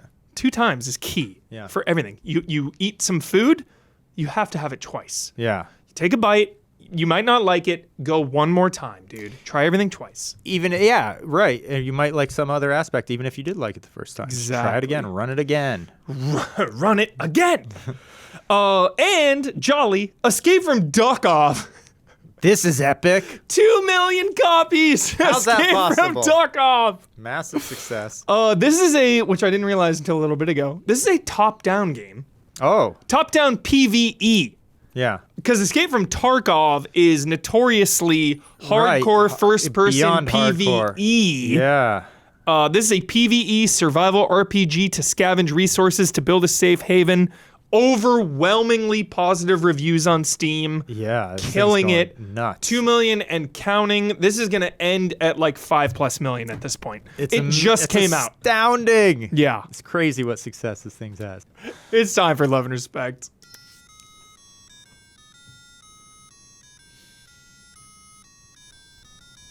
Love and respect.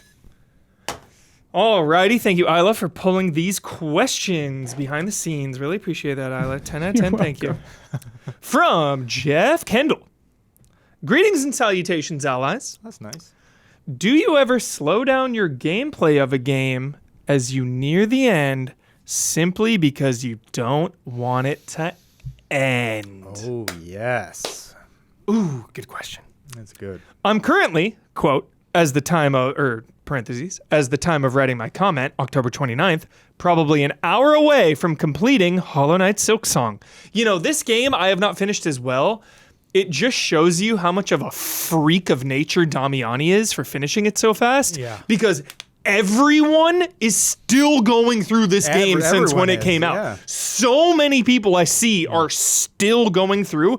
Guy finished in days, dude. What a machine. They broke the mold with that one. Tommy. Grief. Is it like the first one though, where there's like a secret, impossibly difficult ending definitely. that takes forever? Definitely. Probably an hour away from finishing. However, I've been enjoying it so much that I don't want it to end, and so I've been slowing down my progress. Yep. I could say it was to savor the finale, but it's mostly because I don't want that, quote, I'm playing a masterpiece feeling to go away at its conclusion. There is nothing like finishing... I'm just going to say, there's nothing like finishing Red Dead Redemption 2. The most empty feeling when you're done. Of Yes. like, I don't want to play a video game now for a month. Like, I'm done. I'm on withdrawals. Like, anything I play is nothing. Everything is... reality is nothing. Like, I'm depressed. Yes. Yes. Huber with many games. With many games, Many, that's many the games. sense. For sure. It's so funny, this question. It really speaks to me because that's one of my biggest things is like I frequently, when I finish a game, have like a real feeling of loss, actually, it is. especially when it's a game that I love, that I'm enjoying. It is a feeling of loss. I don't want it to end. And in many cases, not only will I slow down, but I'll just like stop progressing. Like I'll just start doing, going back or doing other tangents or this and that because like I don't want to get to the end. I literally don't want it to end. I mean, it's such a funny thing. Like It is.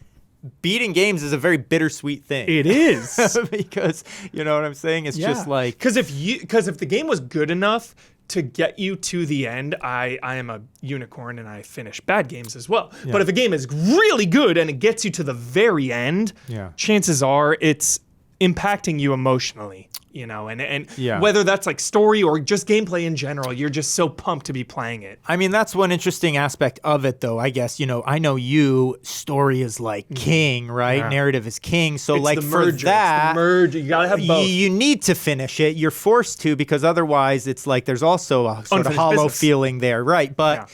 if you're But then like ball just pit, invested, just gameplay, you know. right? It's like- But if yeah. you're just invested in the gameplay mainly, and you're just having so much fun in the world and the interaction with whatever it is, that's the kind of game that I always find like really hard to finish, because I just don't want that to end. I just want to play. I just want to play in that world. I've forever. already thought about finishing Ball Pit and I'm depressed. I'm like, please no. Like Yeah. I'm like at the end game and I'm just like, dude, what am I gonna do when this is over? I can't what am I even gonna tell do? you, yeah, how many times that's a similar thing has happened where I'll even at times I'll stop playing a game that I'm loving and then come back to it like in a month or two to like retread ground so that I'm not like getting like delaying. I'm like delaying it for myself, the completion. Sorry, I didn't finish the question. Have you ever done the same? Did you for a time, but being in the industry stripped that from you? Just curious if I'm a weirdo for it, or is it a common feeling for many gamers? Love and respect. It Jeffrey is. Kendall, yeah, so good. Jeffrey.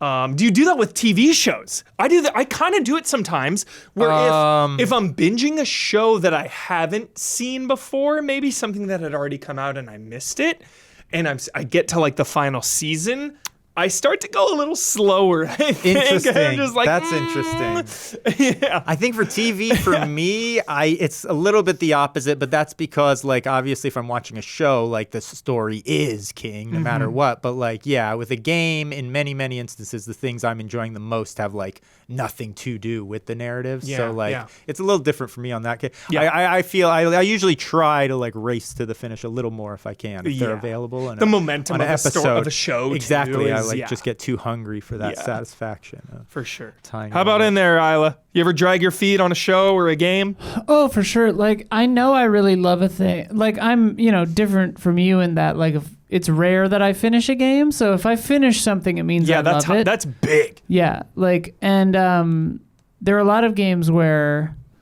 if I do finish it, or like the show Dark was like maybe the biggest example of this, where at the end of it, I felt like I often get it with books where it's like at the end you feel like you miss your friends. You know? Yes, Oh, exactly. yeah. And yeah. You're like, oh, games no. can do that too a lot, where it's like, especially like a good RPG. Yeah. Like Baldur's Gate 3, I got that at the end where I was just like, like Miss them. I can't hang out anymore. Like, I mean, obviously I could play again, but Totally. yeah.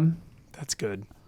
Yeah, Epic. totally. That's so intense. That's such a fascinating thing to think about, just with games. It's funny, yeah, because the games I like the most, it's like I don't want them to ever end, basically. And when it ends, it's just like For sure. it's a tough moment.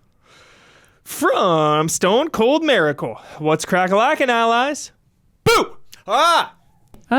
Sorry to scare the audience, but I have a Mark. spooky question today. Yeah. I do not like horror games. Oh. Horror games are scary. And who likes to be scared?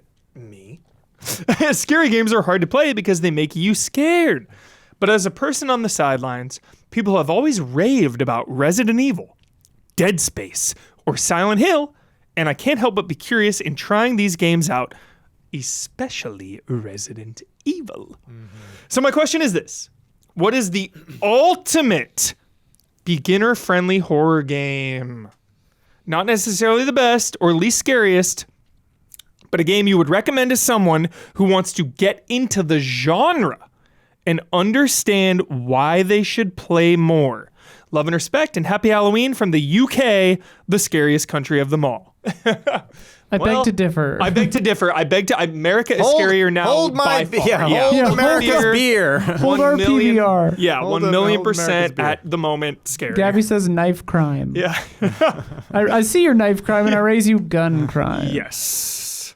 So the intro to horror video game. What a question. Wow, yeah. Like I guess like what level of beginner? Because like my answer would be different for someone who has never played games Yeah. versus someone who's versed with games.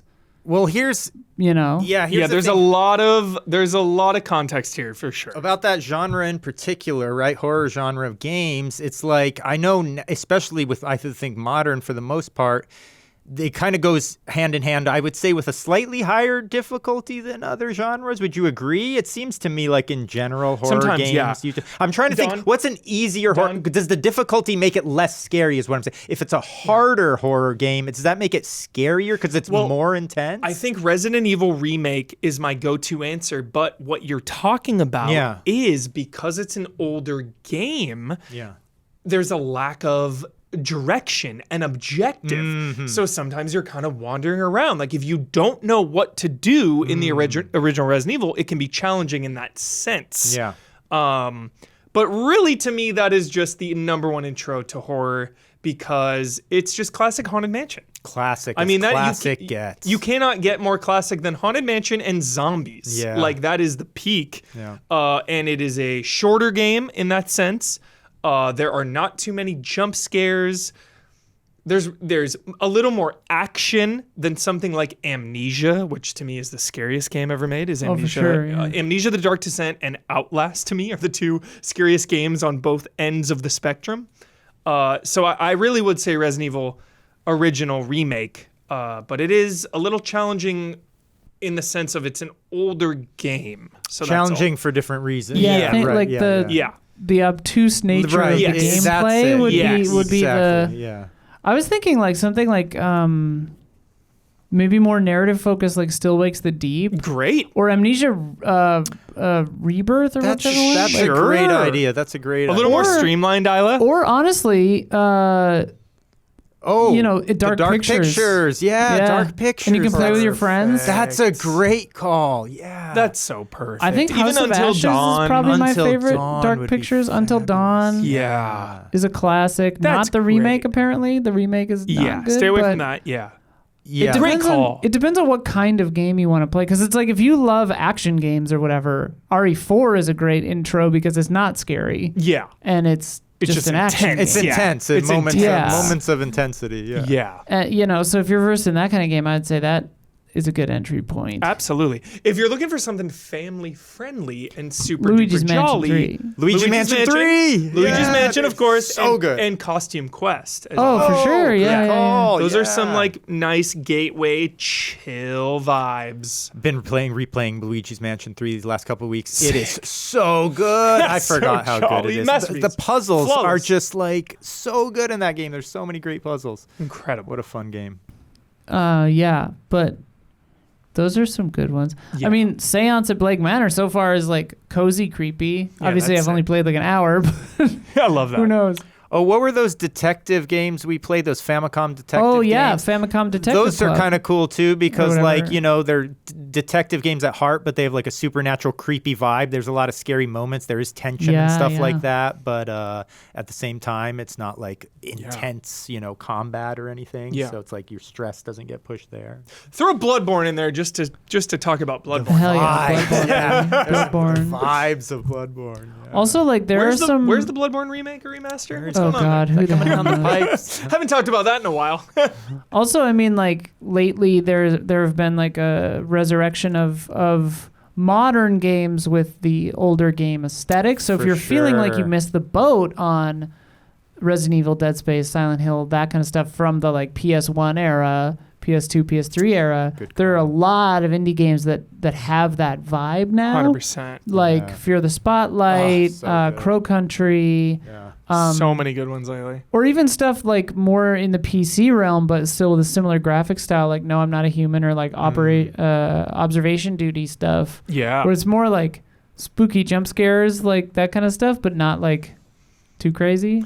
As much as I want to say almost my favorite game of all time, I won't, but I'm going to now anyway. Evil Within. The Evil Within. I saw that coming. Not I think Babies that would first. not be a good That's a little that's intense on every level. Intense on every level. Yeah. I honestly think like 4 or 5. Yeah. I honestly think like if you're trying to introduce yourself to horror games, grabbing a buddy or two and playing through House of Ashes. That's the biggest thing. I think might be, or Until Dawn. That like might be the way to do it. Where you've got like backup. And it's kind of a collaborative movie experience. And like, I mean, we play them in one sitting. You don't necessarily have to because they're like 6 hours long. But Yeah. I love that. Such a fun genre of games to play, not necessarily Together. couch co-op, but together co-op. Honestly, it could be a family night. Yeah, Honestly, exactly. yeah. It's so cozy. God. So cool. Yeah. Damn. Looked up Bloodborne Island, and I was like, oh, maybe an anniversary. This year was the 10th anniversary. Yeah. Oh, Yeah. we gotta So wait. like We gotta wait now. 15 Now we have to wait years. 5 or 10 more years. We gotta wait. Don't till say it's that. 25. Don't say that. Don't say that. Damn it. 25. A nice, clean 11-year anniversary. 11 and a half years. Celebrating 11 years. Yeah, 11 is the new 10. Alrighty. Thank you, Jeff Kendall and Stone Cold Miracle. Now it's up to Mo Grant. All right. I We know love you, he was Mo. in there last week, but I liked this question. Yeah. Hey, allies. There's a new trend going around on the social medias where people are posting pictures of themselves with pictures of 10 of their favorite video games, but instead framing it as their top 10 games of all time. The posts are captioned with top 10 games to get to know me. I've seen this going around, yeah. I never fall for these trends. I'm just like, I'm good. Good. AKA the 10 games that best represent you as a person. I find this framing interesting because it changes the focus of typical top 10s to include more personal cult favorites that might not normally make the cut. That's why my favorite things are not the best of all time, but your favorite of all time. That's always my... I love that I too. love that framing so much more. I do too. Because best of all time is just nothing but combativeness. Yeah. Whereas like, hey, these are just my favorite. Even if this favorite thing is bad, it's just my favorite. Yeah. So I love that. For example, as a big superhero fan, I would normally include Spider-Man PS4 on my list because it's one of the best superhero games. However, with this framing, that spot would go to X-Men Legends. Fuck yes. Instead, because I'm a huge X-Men fan, and that game would be way more important in getting to me than Spider-Man, even though I think it's a better game. So, allies, what are your thoughts on this framing? Does it change up your normal top 10 list? Or would both lists be mostly the same? As also, thanks for everything and stay easy, allies. Love and respect, Mo Grant. Yeah. So, your best games versus games to get to know you. Do you see a difference? Or would there be a lot of overlap? I think mine have a lot of overlap. I think I'm 50-50 on it. Because There I would definitely truly... be some weird inclusions that I would put in a get to know me that wouldn't be in the best of all time. Probably. Yeah. Because to get to know me in the best of all time, I truly believe The Last of Us, Yeah. Resident Evil Remake, or Resident Evil 2 Remake are both, those are two of the best games of all time to me. The Witcher 3, another one, or Deus Ex. Yeah. Whereas like a lot of these games that are my favorites of all time, I truly believe are some of the best of all time. So I'm trying to think of one that's like not. Maybe like my brain just went to like Sleeping Dogs, a game to get to know me. Like, is that one of the best games of all time? I feel like people think it is now. It's interesting though.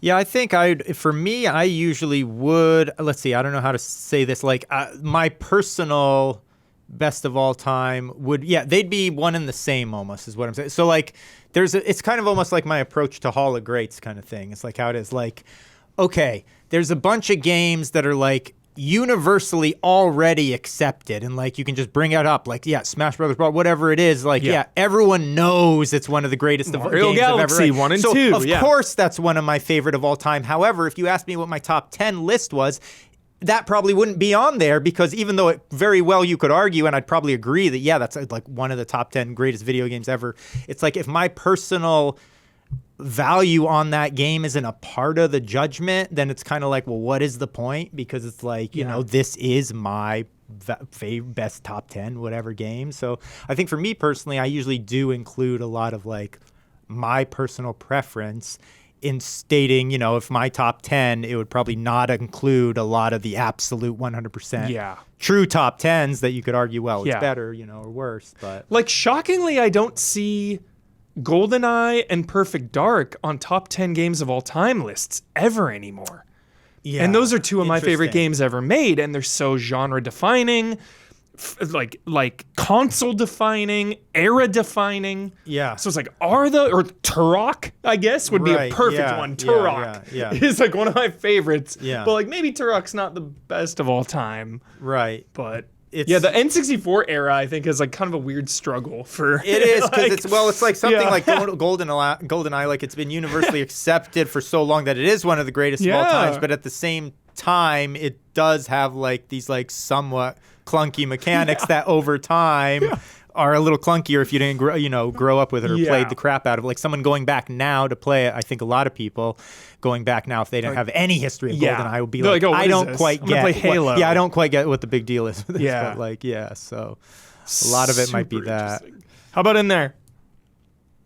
Yeah, I think that for me, the top 5 of the list would definitely have like Bloodborne, Symphony of the Night, Outer Wilds, Myst, Seventh Guest. But then like Seventh Guest would be on. Yeah, like, those Get to other Know 4 Me. easily in the greatest That games one's of all in the greatest time. of all time. Yeah. Yeah, easily. But like the ones I would put on the Get to Know Me, like I'd throw Seventh Guest in there. I'd throw like, God, I don't know, like some weirdos. You're loosening me up. I'm gonna throw Outlast on mine for Yeah, sure. yeah, Not yeah. one of the greatest games ever made, but absolutely a game to get to know me for sure. Yeah. I would definitely. It's weird because it's like you could get a little cheeky with it and throw in like Spider-Man cartoon maker. Something that I played like a shitload of when I was a kid. Yeah, X-Men Cartoon Maker or whatever. That was good. I used the Spider-Man one. Power Stone. Yes. Oh yeah. Yeah, right. Or Like that. Betrayal. Like that. Like that. Like D? Would D get in there? No, I've only played it once. But D was great. It's Yeah, so it would be a fascinating. different list. The top 4 would be the same, and then it would get weird for I sure. love that. Yeah. I love it. Oh, it's so good. Because even it's so funny because they're really the same list. You know, when somebody is like, "All right, here are the best games of all time ever made," isn't that like games that define them also, that they appreciate and respect and is any game on that list going to be something that person doesn't like at all? right. No, I guess probably not. I'm going to counterpoint. Like, I'm not the biggest Tetris fan of all time, but it is easily one of the best games ever made. That's the kind so of thing. maybe- That's what I'm Yeah. talking Yeah, about. where it's okay, like- yeah. But to me, like, I make this distinction with movies too, where it's like, Yeah. obviously my best movies of all time list or my best games of all time list is my opinion. Yeah. On so it is similar to my favorite, but like Princess Bride or like one of these is like my favorite movie of all time. Do I think it's the best movie of all time? Like, Totally. I don't know, maybe not, but like, Totally, yeah. so I do think there is a distinction. So like, if someone is Yeah. trying to make an objective top 10 list of best games of all time, which I think is impossible, Yeah. it would have to include Tetris and stuff, even if you don't For care sure. about it. For sure. Whereas like my favorites or games to get to know me would be very different. I love that. Tales from the Crypt Demon Knight. That's a movie to get to, know me. Yeah, to get to know you. Oh, top of all time. Yeah. Yeah. Oh, That's not making any universal. watch it top tonight, chat. I think it's on AMC Plus. Was it, Gabby? AMC Plus there? So it's on Yes. something. It's on something. It's probably on Pluto. AMC Demon Plus Knight. sometimes runs ads even if you have Plus, but they're just ads for AMC Plus. It's It was bizarre. really weird. Yeah. Also, we watched something that was interlaced on there the other day. And I was like, That's what's happening? unusual. I have Shudder with AMC Plus, Yeah, but something same. was on Shudder, and it was like, do you want to start a free trial for Shudder to watch this? And I was like, but I have it with my AMC Plus. What is going that on? happens. It's like- That happens all I the think time. I think sometimes that depends on. Do you have like an Apple TV or what do you use? or if it's like through, Just PlayStation. If it's through. Prime. Sometimes it depends on which thing you log into it Yeah, through. that's what it is. Because like if I tried to go, like I have Mubi or whatever, but I can't go in through the Mubi apps. Exactly. I have to go in through the Apple TV app. It's Yeah, stupid. it's like it depends Crazy. like how you signed up for it or something. Yeah. All righty. Thank you, Mo Grant. Great question. Let's play a game.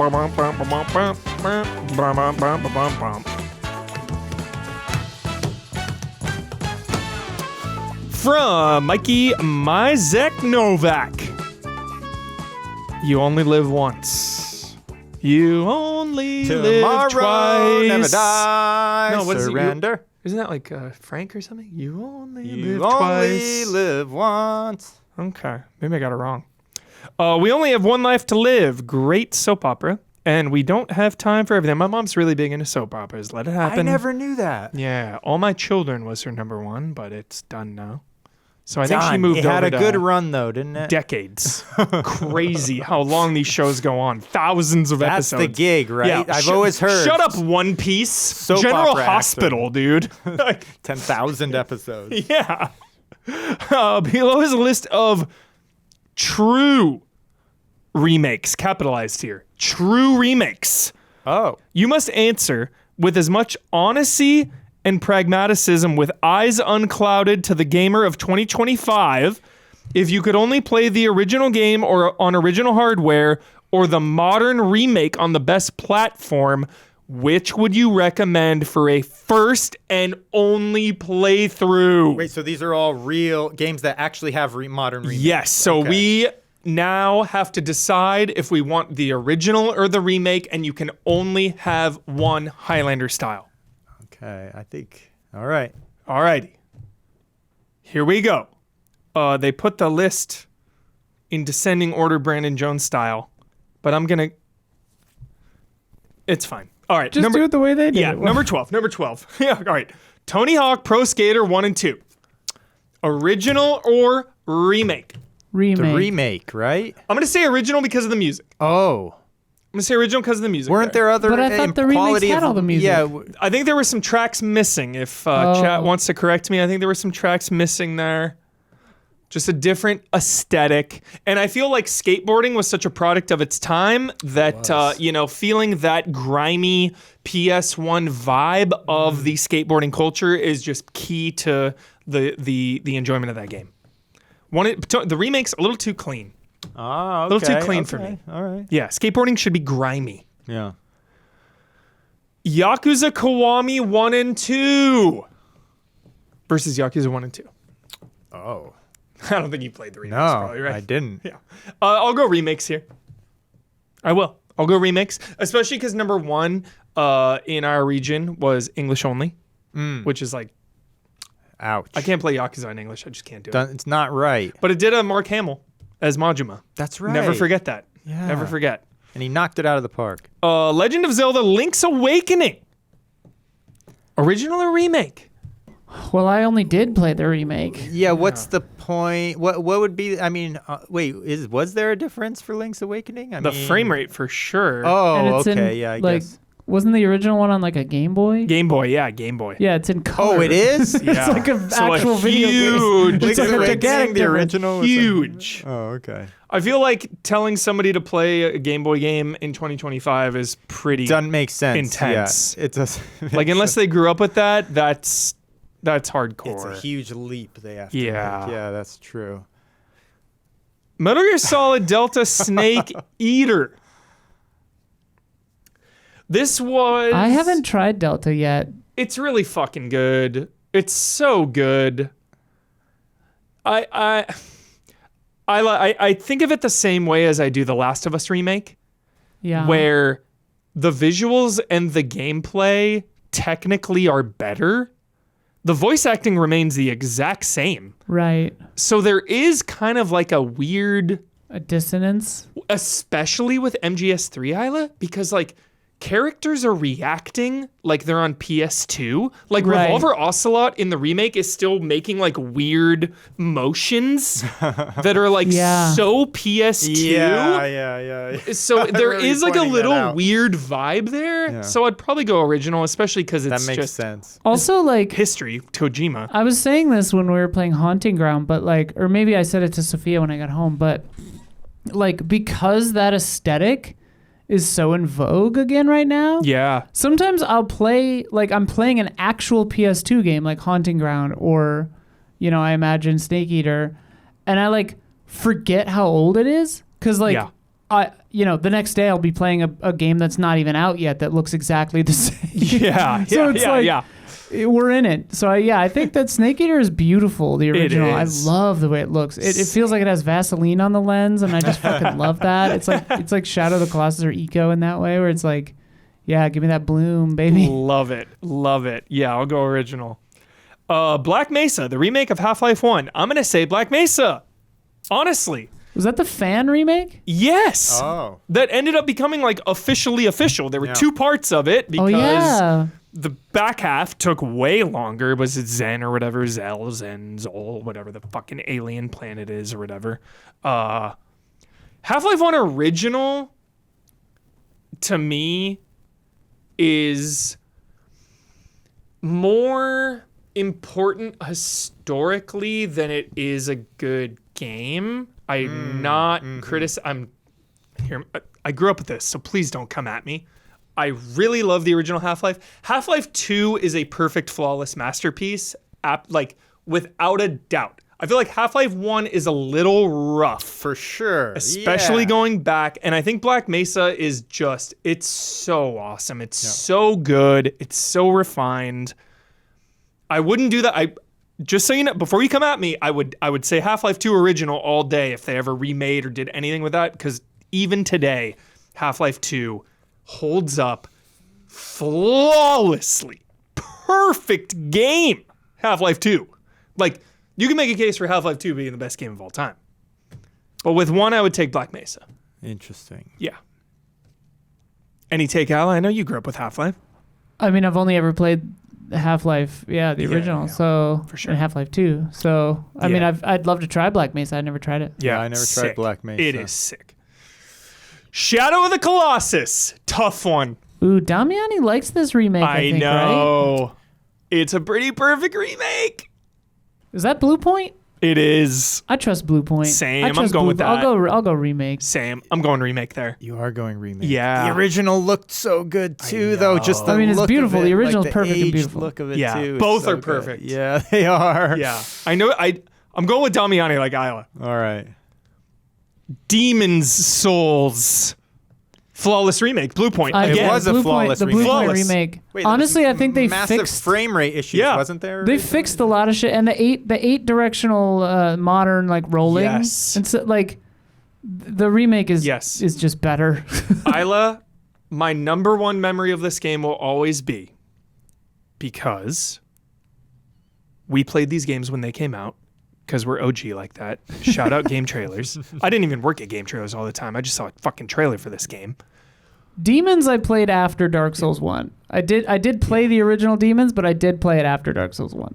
Either way, moot point. But I played the original. This is the most accurate feeling remake, I think, of all time in the history of remakes. Yeah. Where playing this game, even though you were talking about the refinements and everything, it still felt like the exact same game. This is crazy feeling. This is the best point about remakes. Yeah. And remasters, where it has to look and feel the way it looks and feels in your memory of playing it when it came out. Yes. And if it does that, it's a successful remake. Yes. You want to play a remake and be like, well, they didn't do that much. This is how it looks and played. And then you go back to play the original and you're like, oh, this looks and plays like trash. Yeah. And I am crazy. My for having loved imagination this. was part of the fact. Yeah. Like that's a remake. Yeah. For sure. Dead Space. Ooh. Dude. I'd say remake. Perfect remake. Yeah. Remake was perfect, and it The improved. lighting, also. the darkness is so absolute. Lighting and God, also yes. frame stuff. Yeah. And then like the little things they Performance. added and like the zero gravity stuff that they added, like being able to jump that's or right. whatever. Yeah, that's right. The zero gravity. Oh stuff my before was a God. little hindered. So good. Also, this one is intense. Resident Evil 4. Oh. Honestly, my favorite remake of all time. I would say Wii version. Hey, that was good. The aiming worked pretty good The on Wii that. version Actually, was sick People love at the it. the time. aiming was great. People yeah. love it. I remember that. Listen, like this game has been. It's funny that because now it actually officially has a remake, but like there are so many versions. Of this So game. many. So many. It's the Yeah. game Like, I own the good most. God, yeah, I have bought this game on every single Yeah, platform that it's ever come out on, I believe, except maybe GameCube. But I'm trying to think how long it's been actually since I did actually play the true original of GameCube, that. baby. Yeah, it would have been actually played it on a GameCube friend's back in the GameCube, GameCube yeah. days. Like I don't think I've ever gone back and played the GameCube version Yeah. again. and then I which is played it crazy. again on Wii, and then I played it on PS3. Yeah, Yeah. there's Wii, PS2, GameCube, But not that original hardware. PS3 HD, and 360. The I played on my friend's HD GameCube. versions. Yeah. This game is insane. It's The remake was insane. very good. I though. think the The remake. remake is really It good. was great. I gave it a perfect 10, didn't I? I hope I, think did. you Probably. did. I think I did. Yeah, I I think think you it's a perfect, flawless 10 out of 10 remake. I mean, didn't we give this game of the year over the fucking place Baldur's that Gate 3? expanded, the whole island crap. It's a perfect game. Yeah. It is. So It- good. yeah, Chad is reminding us Perfect. that it was our fucking game Yeah. of the year. It's flawless. Perfect It game. is. It's flawless. It is a. Oh, I yeah, have no it- notes. It was our Remake. game of the year. I have no absolute notes about this. I think it is a perfect remake. It is. I really do. How do you remake one of the best games ever made? You do it again. It's Yeah. insane. It's How do crazy. you remake a problem like? Speaking of Resident Evil? remakes, Isla, Yeah. Silent Hill 2. Okay, here's the This thing. is all you. Break it down. Ooh. Here's the thing. Break it down. I think that the blooper remaster was pretty fucking great, Yeah. and they did a really good job. exceeded expectations. But I think this might be the rare case Mm-hmm. where, and I said this at the time, like the higher fidelity, it makes the story hit different. It makes this game, and you felt this as well, Hubert. Like it makes it hit way harder in a more depressing way. Like Oh, God, it was this- so depressing. Like Silent Hill 2 remake is so sad. So brutal. Which like it should be. It's one of the fucking most Yeah. dark and sad games ever made. I right? haven't not enjoyed playing a game that much Yeah. since Amnesia, Isla, Yeah. where I was like, I'm done for the night. Good. Yeah. And I'm so- stopping now. Good. Yeah, like Yeah. It was like I'm loving this and I don't want to be playing it. And it's like a Yeah. weird. It's Yes. such a weird experience. So I would honestly, truly say I think the best version of Silent Hill 2 is still, and I always say this, Silent Hill 2 Enhanced Edition, the community mod. Great I call. think that is the best version of Silent Hill 2. I love that. The truest, most like refined version of Silent Hill 2. But with the added disclaimer that I do think Bluebird nailed it and like modernized it in an incredible way, did a great job. Heck yeah. But I would personally go Enhanced Edition, which is the PC mod, I love community that. mod. Oh, Spoken like a yes. true fan there. Oh, yes. Yeah. Spoken like an OG fan, I should say. Final Fantasy VII, the original versus the modern trilogy. So we're counting. Oh, what the hell? So it's the original versus the 2.5 games that we have so far. Feels unfair because it's not out yet. The third Exactly. one. A And I little- scrubbed out halfway through the second one. Little. But wait, this is questionable. for people that haven't played the original, and they're saying which. No, one this should- is just. Or this is just what would you prefer to play? If you could If only you play could the only original play the game, original- If you could only play, which would play you one. recommend for a first and only playthrough? So Right. someone that Yeah. hasn't played. Yeah, I think, that like- makes a difference. it does. Recommend like Final Fantasy VII boots on the ground like day one was the most mind-blowing fucking Oh, gorgeous thing I've yes. ever seen in my entire like I remember like the awe Yeah. Yup. that I felt when Yeah. I saw that opening cutscene magic. literally like changed my life. It Yeah. blew my fucking mind. James Cameron core for sure. Whereas now in 2025 that is a hideous fucking game. It is absolutely hideous. The gameplay, the CG still look great. Like, I'm gonna say Modern Trilogy all day because I finished this game all the way through. Like, I had played it as a kid, but I like went through it officially, like start to finish, maybe like 15 years ago now, 10 Yeah. or 15 years. So after the fact, Yeah. it. A little rough around. A little rough around the Little edges. rough Let's around just the say rough around the edges. We'll say that. A little rough around the edges. for sure. Going Like, back for sure. Like Kingdom Hearts 1997. 1, of course. Like Kingdom Hearts 1, right? Oh, for rough around the edges. Like it is when a you thing. go back, you really Yeah. realize, That's man, okay. it's funny. That's Like- okay. And I say that with the utmost love. Like I really Yeah. love the way Final Fantasy VII looks. I mean, mostly it's just the polygonal characters. Like Yeah. the pre-rendered backgrounds look Hideous. incredible. It's such a weird. The Hideous. CGs look amazing. But like, yeah, 97, like day one, 12-year-old me or whatever. Ridiculous. My It was mind the was greatest blown. ever. Yeah. Yeah. So I mean, it's tough to say because I mean, obviously, I haven't finished Rebirth because I just got so fucking sick of Chadley and the open world So bullshit. long. I didn't either. 100 hours. Took me 100 hours. Yeah. And It's I a tried to long-ass hop game. back in, and then I was just like, oh, this combat, I don't really give a shit either. You're gonna be so bummed when they show that trailer for 3, though. You're gonna be like, "Fuck, I didn't finish Rebirth." I'm gonna Catch try to up. get into it. I'm just gonna put it on like Because can't you switch it into like more turn-based? Like, Yeah, there's a lot of options there. You can turn it down and I'm just gonna put it on like Monster Easy auto battle. Auto battle. I'm gonna put it on Monster Easy Auto Battle and just like play the story. Dude, the final character you unlock in Ball Pit is just an auto battler character. No way. That's It just funny. goes. It just Jones goes. is happy. So funny. So funny. And last and certainly not least, my favorite game ever made in the history of video games, Resident Evil 2, with a note that says, remember, Huber, Capcom themselves said tank controls were a concession, not a design choice.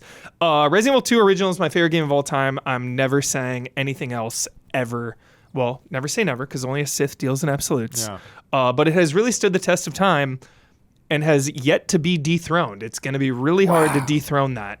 So Resident Evil 2, original, I'm going to say, but also everybody, I'm sure everybody has some different takes here because that remake is a survival horror fucking masterpiece. I love the remake. It is incredible. It is love the insane. Yeah, My only, It is a 10 out of 10. It's a 9.9 out of 10 because it doesn't have AB. Correct. Because it doesn't have Correct. AB, dude. Correct. I forgot about the second that. run is a bust for Like sure. they fucked that up. Totally They did. forgot about Like that. gloves did. off, they fucked that up. They Like, messed that up. For God sure. damn it. Yeah. Because that's one of my favorite things about 2 is One the of the AB best storyline stuff, the aspects for interactions. sure, Like, yeah. it's Same. so cool. Same. They botched that hard. Everyone always comes at 3 for cutting content, and it's like, yo, what?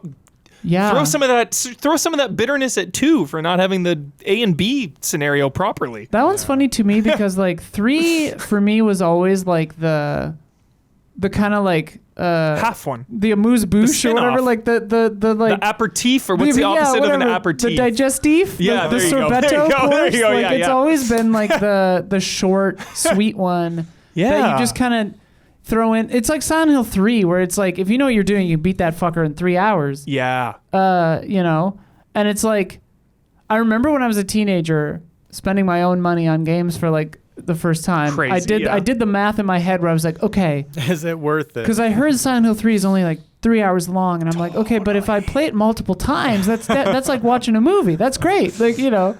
The So it's money, like I the have to value's play there. it 3 times and I get my money's whatever.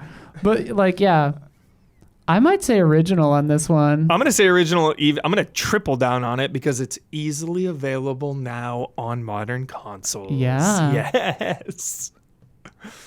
Alrighty. Thank you so much, Isaac. That was really fun. Always a fine line between a remaster and a remake. It's a Hell really yeah. interesting discussion to be had there. And I think they chose clearly defined remakes here, everyone on this list. Yeah. No real remasters, Yeah. which I thought was really fun. Alrighty. By the way, before we get to this week's bets. Yes. Bets. Easy Allies patrons are getting 2 bonus love and respect questions, including something they're doing. Something good. Something good. What? Something. Oh, pitch to one of the exclusives. I didn't write Yeah. that in for you. Yeah, shit. So sorry, Huber. Yeah, I'm shit. so sorry that I didn't do missed that for you. Yeah, we missed that one. I'm trying to remember Something what they're. sick. Yeah, they're fucking good, dude. They're amazing every time. Oh, They're like, so how did- fun. Features that you'd like to see in games that make gaming easy for you personally, better for you personally. We're going to talk about that. A journal. A video game journal is my favorite feature in a game. I love it every time. Talk about things that you didn't get it when it was in a game, but then you did it in real life, and then you thought back to the game, and you're like, oh, wait, that was great. Did anybody have the same phenomena when they played Assassin's Creed 1 and 2 hardcore every day back in the day, and then they went outside Just and they climb wanted to shit? climb? Yeah, Like, yeah. I did just you all start have climbing that? crap, yeah. It's like, I need to start climbing. Yeah. And then we got... Just perching Save on this top shit. of crap. This is paywalled shit, boys. Oh, okay. We also have one about having an extreme opinion swing halfway through a game where you start loving it or hating it halfway through. And I picked that one because the person You love that the one. person calls out the same game that I did Yeah, this you weekend love recently. You love that. So if you want to get in on the extended cut, just throw $5 in. A $5 patron. Well worth it. Patreon.com/EasyAllies. Not only do you get that extended cut, which you need because those questions, those topics, always the best. You get an ad-free version of this podcast early. You get early access. Nice. You get into the official Discord where everyone is just jolly vibes. Booyah. And you get access to those questions. And so just help us out. Get in there. Love and respect. And if you really want to help us out, you can join one of our producer tiers starting at $25. All of our producers get their names added to the monthly podcast credits list. Read by Brandon Jones, one and only. Read by Brandon Jones himself. So your name won't only visually appear, but it will be immortalized by Jonesy. Sometimes hilariously mispronounced. I'm not the only one here with pronunciation issues. I recently learned editing the podcast like a couple months ago when Dawn was out of town. He's been saying my sister's name wrong for years. Oh my goodness, Jones. I think he was saying Gabby. He was pronouncing Gabby's last name wrong? Yeah, Gabby's last name. This is incredible. Like, I don't want to tell him. Nobody tell him. Nobody tell him. It's too fun. Yeah. My family does spell our names real weird, though. We have weird names. Our platinum producers get a shout out on this podcast each and every week, and this month's shout outs go to Jabboabs, Elthenis, and Soltab. Shout out! Now come join us on Patreon for those bonus questions at patreon.com/easyallies. Righty, it's time for bets. You don't pause for this music. It just comes in under the talking. I love it so much. Alrighty, last week's bet was absolutely unhinged. Recreation is out now. Shout out. Last week we asked how many tires would be in the launch trailer.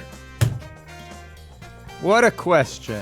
It's a lot of freaking tires. How many visible tires? And we were all like, you have to count these. Yeah. So they have to be visible, though, and not just like you see a car and you go, well, that car has 4 tires, right? You got to see it. We had to, you had to see it. Yeah. So if you could see 3 of the car's tires, that counts for 3. Yeah. Yes. Let's see if there's any updates on And this. if you see the same car 2 times, you're Updates on this? you are counting Well, the I tires. posted on or no? social media. 14 likes, no responses. Wow, Thanks, everybody. lazy. Yeah, no one thanks. wants to count Thanks. these days. But we counted. Nobody wants to count tires anymore. We counted. I counted numerous times and got within plus and minus 5 each time. Oh. Okay. I had 137. Isla also counted and got 164. So we're within We were pretty close. about 20 or so tires Yeah.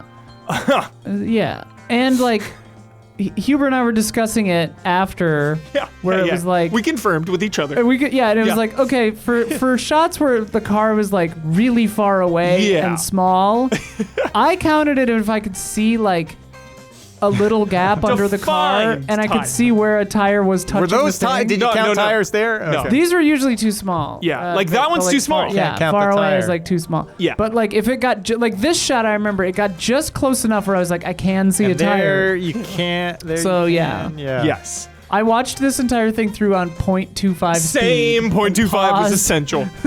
Yes. Okay, so Damiani said 250.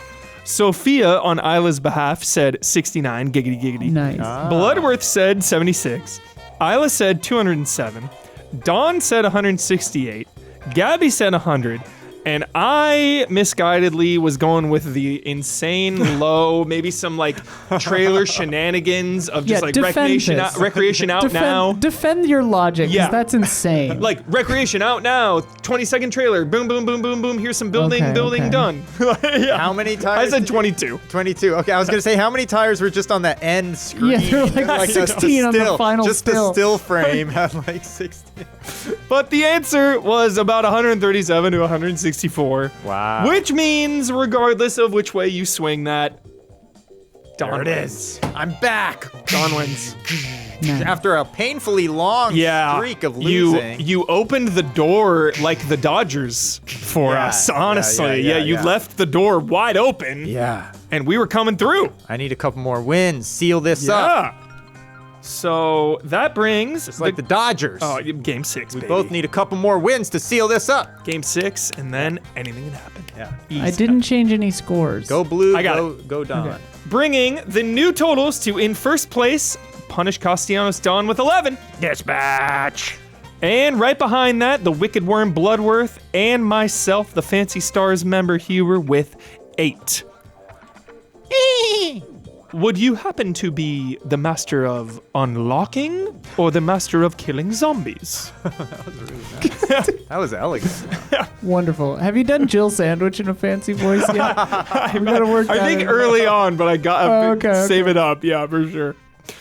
All right. Yeah, we're Wow. still getting close, but there's not a lot of time left. So there's some urgency. We're down by 3, and it's already November, Dawn. That's what I'm saying. We need a couple more here. Yeah. I need a couple more wins to Yes. seal the deal on this puppy. So wait, now you used your sketchy token. Sketchy tokens off So the board. are there any more Off the board. shenanigans available, or we're just Shenanigans. straight bets from here on out? Straight bets. All right. so I got- Unless there is some impromptu. I've never won anything in my life. The only semi could possibly maybe potentially be a disruptor would be some kind of Game Awards element at the end of the year. Oh So there my, is oh still my. I don't that like in that. play possibly. All right. But we don't know for sure. But you forgot to do that last time, so I got to go Exactly. pedal to the metal on this thing. Yeah. Because this year, though, we mixed it up with the Summer Game Fest. We had a. That's no, but right. you forgot to But do then that. we didn't do it or you didn't something do for it. like 6 yeah. weeks. You said it was going eventually, to go in, didn't but we it didn't. eventually fold it back in, or Did we just, come back? I don't think we ever we just folded drop it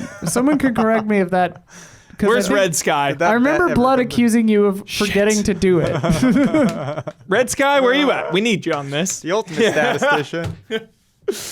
All right. Catch up on our Halloween stream. Yeah. That was the other day. Super jolly. fun. Yesterday, it That was so fun. was great. Yeah, we played Silent Hill F, which is off to an awesome start. So good. Haunting Ground, Dude, Amazing. dude. hard Amazing. copy. Lost Insane game. gem. Also, Wow. Pixelated in chat. I think it was Pixelated. Was it you, Pixelated? Sent me the scan of the guide, So Yeah. cool. and I was like reading through it like a little bit last night, and I was That's like, oh my badass. god, like, yeah. I'm do they hoping, add, Isla, do they add little lore bits in the guide like they used to? it had some of that stuff in there, I think, and so it had cool. like, I'm hoping it explains like best practices with Huey, because I'm like, what's going on? Oh, it was Yeah. Parasite Paladin. Okay, thank you. Yeah. Yeah. But it's crazy because it starts out with just like the guide itself, page 1, literally says, at the risk of ruining the tension, the stalkers aren't always stalking you. And I was like, that did kind of ruin the tension. Like, I feel like I could use more warning than that. That's but okay. funny. I also forgot to do this week's bet. Oh, that's right. We got to do this week's bet. Yes, which I have right here. All right. All right. Oh, yeah. This yeah. week's bet. Forgot to do it. Well, you remembered now. Yes. That's what counts. Yes.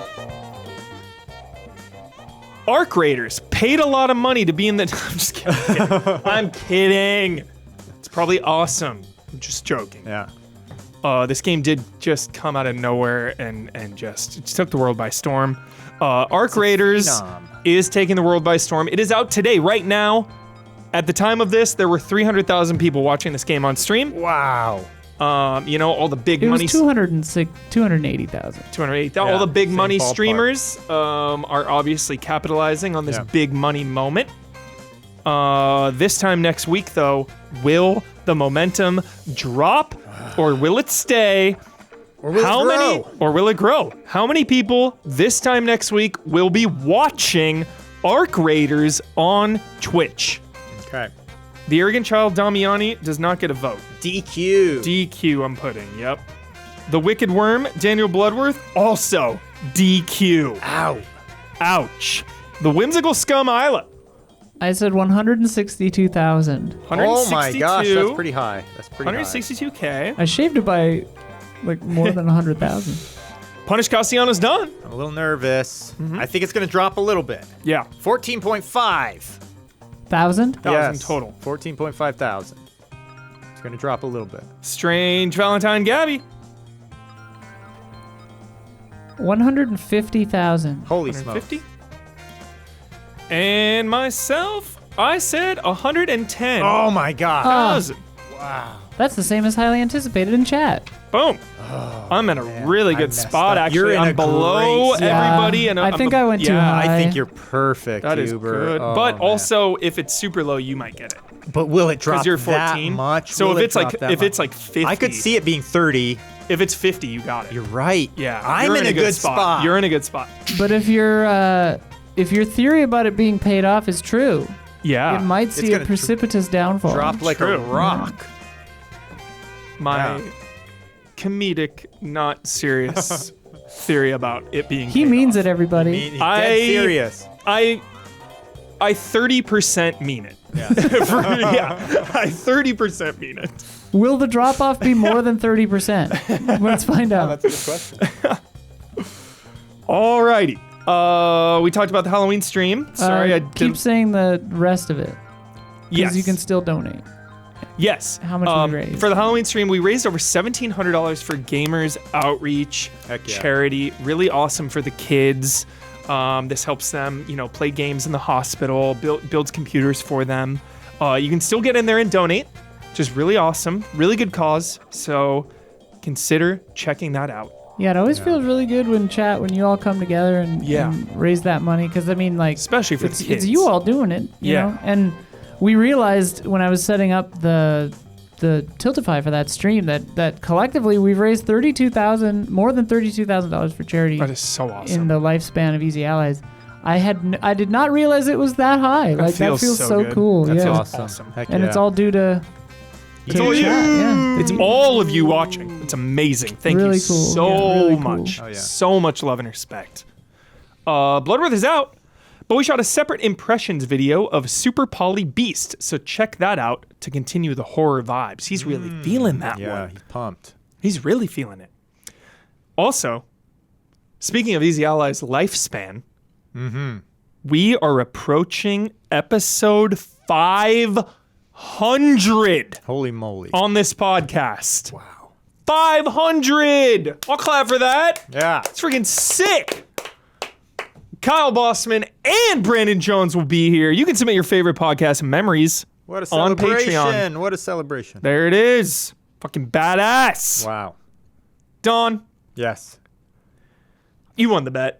Unfortunately, I'm Back bummed on about it. top, I back know. on I top. wanted another different person to win because it is so close, but that one extra you got there, that's big. You got a 3 This is point big. lead. I needed 3 something there. It was points. getting too close for You comfort. had a huge lead and didn't get one for Wicked so worm long. was just creeping up I on know. me week after week, Then tormenting somehow my I caught up to the dreams. wicked worm. Yeah, It was crazy. It's still anyone's Anyone. competition. That's Yes. what's exciting about this. Yeah. But you get to shout out to anything or anyone that's on your mind this week. You get the final word, and you get to sign off with your trademark sign off. All right, real quick. First, I'm going to give a shout out to the thing that helped me win this week, Recreation. You got to check this out. Look, I've only scratched the surface of it so far, but you want to talk about a game that's in there with, I would say, one of the greatest of all times and also one of my Learn About Don games. Burnout 3 is there in the annals of the greatest, okay, of both categories. And this game so far, that's what I would say. This is the true sequel so far to Burnout 3, which, Paradise, all the ones that came after Burnout, Paradise- they switched it up a lot. They Paradise switched it up a lot. lovingly loved, but also very different. I always wish they remade Burnout 3 instead of Paradise. Nevertheless, this so far, I was wondering, is it going to feel a little bit more like, we knew it was Burnout inspired, obviously, with the Rex and all that. Is it going to be more like that, more like Wreckfest? I would say at this point, definitely more like Burnout. That's a good thing. It's just so fun, so fast, so insane so far. So, yeah, I would say, having just scratched the surface, this game, Recreation, is sick as hell, and I barely even gotten into the building aspect Next week. of it. Yeah, I barely messed around with the building. This is just the racing stuff. Is awesome. Sure. Final word, MK Kollection, very, very good, very good. However, we've all got our eyes on the prize. Let's get cooking on this 3D edition, the next volume of Mortal Kombat history. Can you imagine, Huber? It's going to have Deadly Alliance, Deception, Armageddon. We're going to have part 9, Shaolin Monks. Oh then you're going to throw in X and all the other ones. Throw 1 in there. Then we start talking about like the real world collaborations too. That'll be an interesting like documentary about like Terminator and Jason. Oh my God. All of They're that, gonna how show all the that production happened. stuff. Yeah. Oh. I cannot wait for that collection of all. Yeah, very, very excited. So that's my final word. And so that's it. Everybody, thanks for joining. Until next time, sayonara, essays.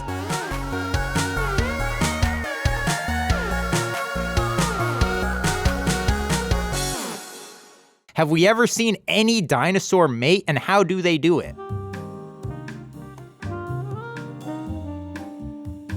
The Easy Allies would like to thank our Patreon podcast producers. We apologize in advance for all the ally names we are about to misspell and mispronounce. Jabawabs, El Fanis, Alexander Zirianov, A Red Knight, Jay Shee, Jesper Popmel Dufay, 44 Stars, Andreas Risberg, Andri, Brandon White, Brian Kruger, Daniel Martinek, Douglas Chomich, Faraz Rizvi, Garrett Holfish, G. Levin, Gustav Strombaum, Hayden Hargraves, Jesse Blue, Luis Ibarra, M. Miguel Rivas, Mo Grant, Paul Sway, Ronka Q, Sam Handrick, Stomps, Stepan Hakobian, The Banana Forklift Killer, Tito Jobs, Chum Nguyen, Zigazich, Anish Dor, Aaron Haney, Alex Monaco, Anacroft, Anthony F., Anthrioni, Arthur Lau, Asbo Zapruder, Barry Tomasini, Brian Foster, Bunny Chen, C.S. Lewis, Katie Garza, Chief Uhu, Chris Eccles, Christopher Santis, Clay Roberts, Colin Montoot, Connell Sumlin, Corey Jackson, Corey Landega, Crumb Eyes, Cyberboa, Dan Sebring, Daniel Kozlowski, Daniel Wong, David Aniki, Enya Hink, Eric Tobias, Forever Ender, Forrest, Fox Jupy, Gabriel Smith, Gino A. Escalante, Harrison Holt, I-Sun Chor, Ian Anderson, Gerald, Jesse Wilkeson, John McCullough, John Prey, Junya Motomura, Kai Yu Jensen, Carl Williams, Kevin Gillet, Kroldemort, Kruva, Leon Keys, Lying Crown 19, Marco Hernandez, Materia Addict, Matthias Clare, Max Miller, Miguel, Nefertiti Jenkins, Nycrypt, Nick Hill Sharma, Ninja Kitty Meow, Ono Turtle, Orugachino, Pablo Rodriguez, Patrick Held, Pixelated, Ray Aldiar, Reed Johnson, Richard Ma, Ritz 1906, Robert Seven Lee, Robin, Ryan Rudger, Sage Mode Q, Salvers, Samuel Copeland, SD Prima, Sebastian T, Servino, Sean Johnstone, Cito, Strikeout NZ, Tadashi 047, Tim Strothman, Tomovi Kioni, Tony Tarantino, Travis Ing, TZP2 Game Night, Wouter DeHaze, Yami Zetsume.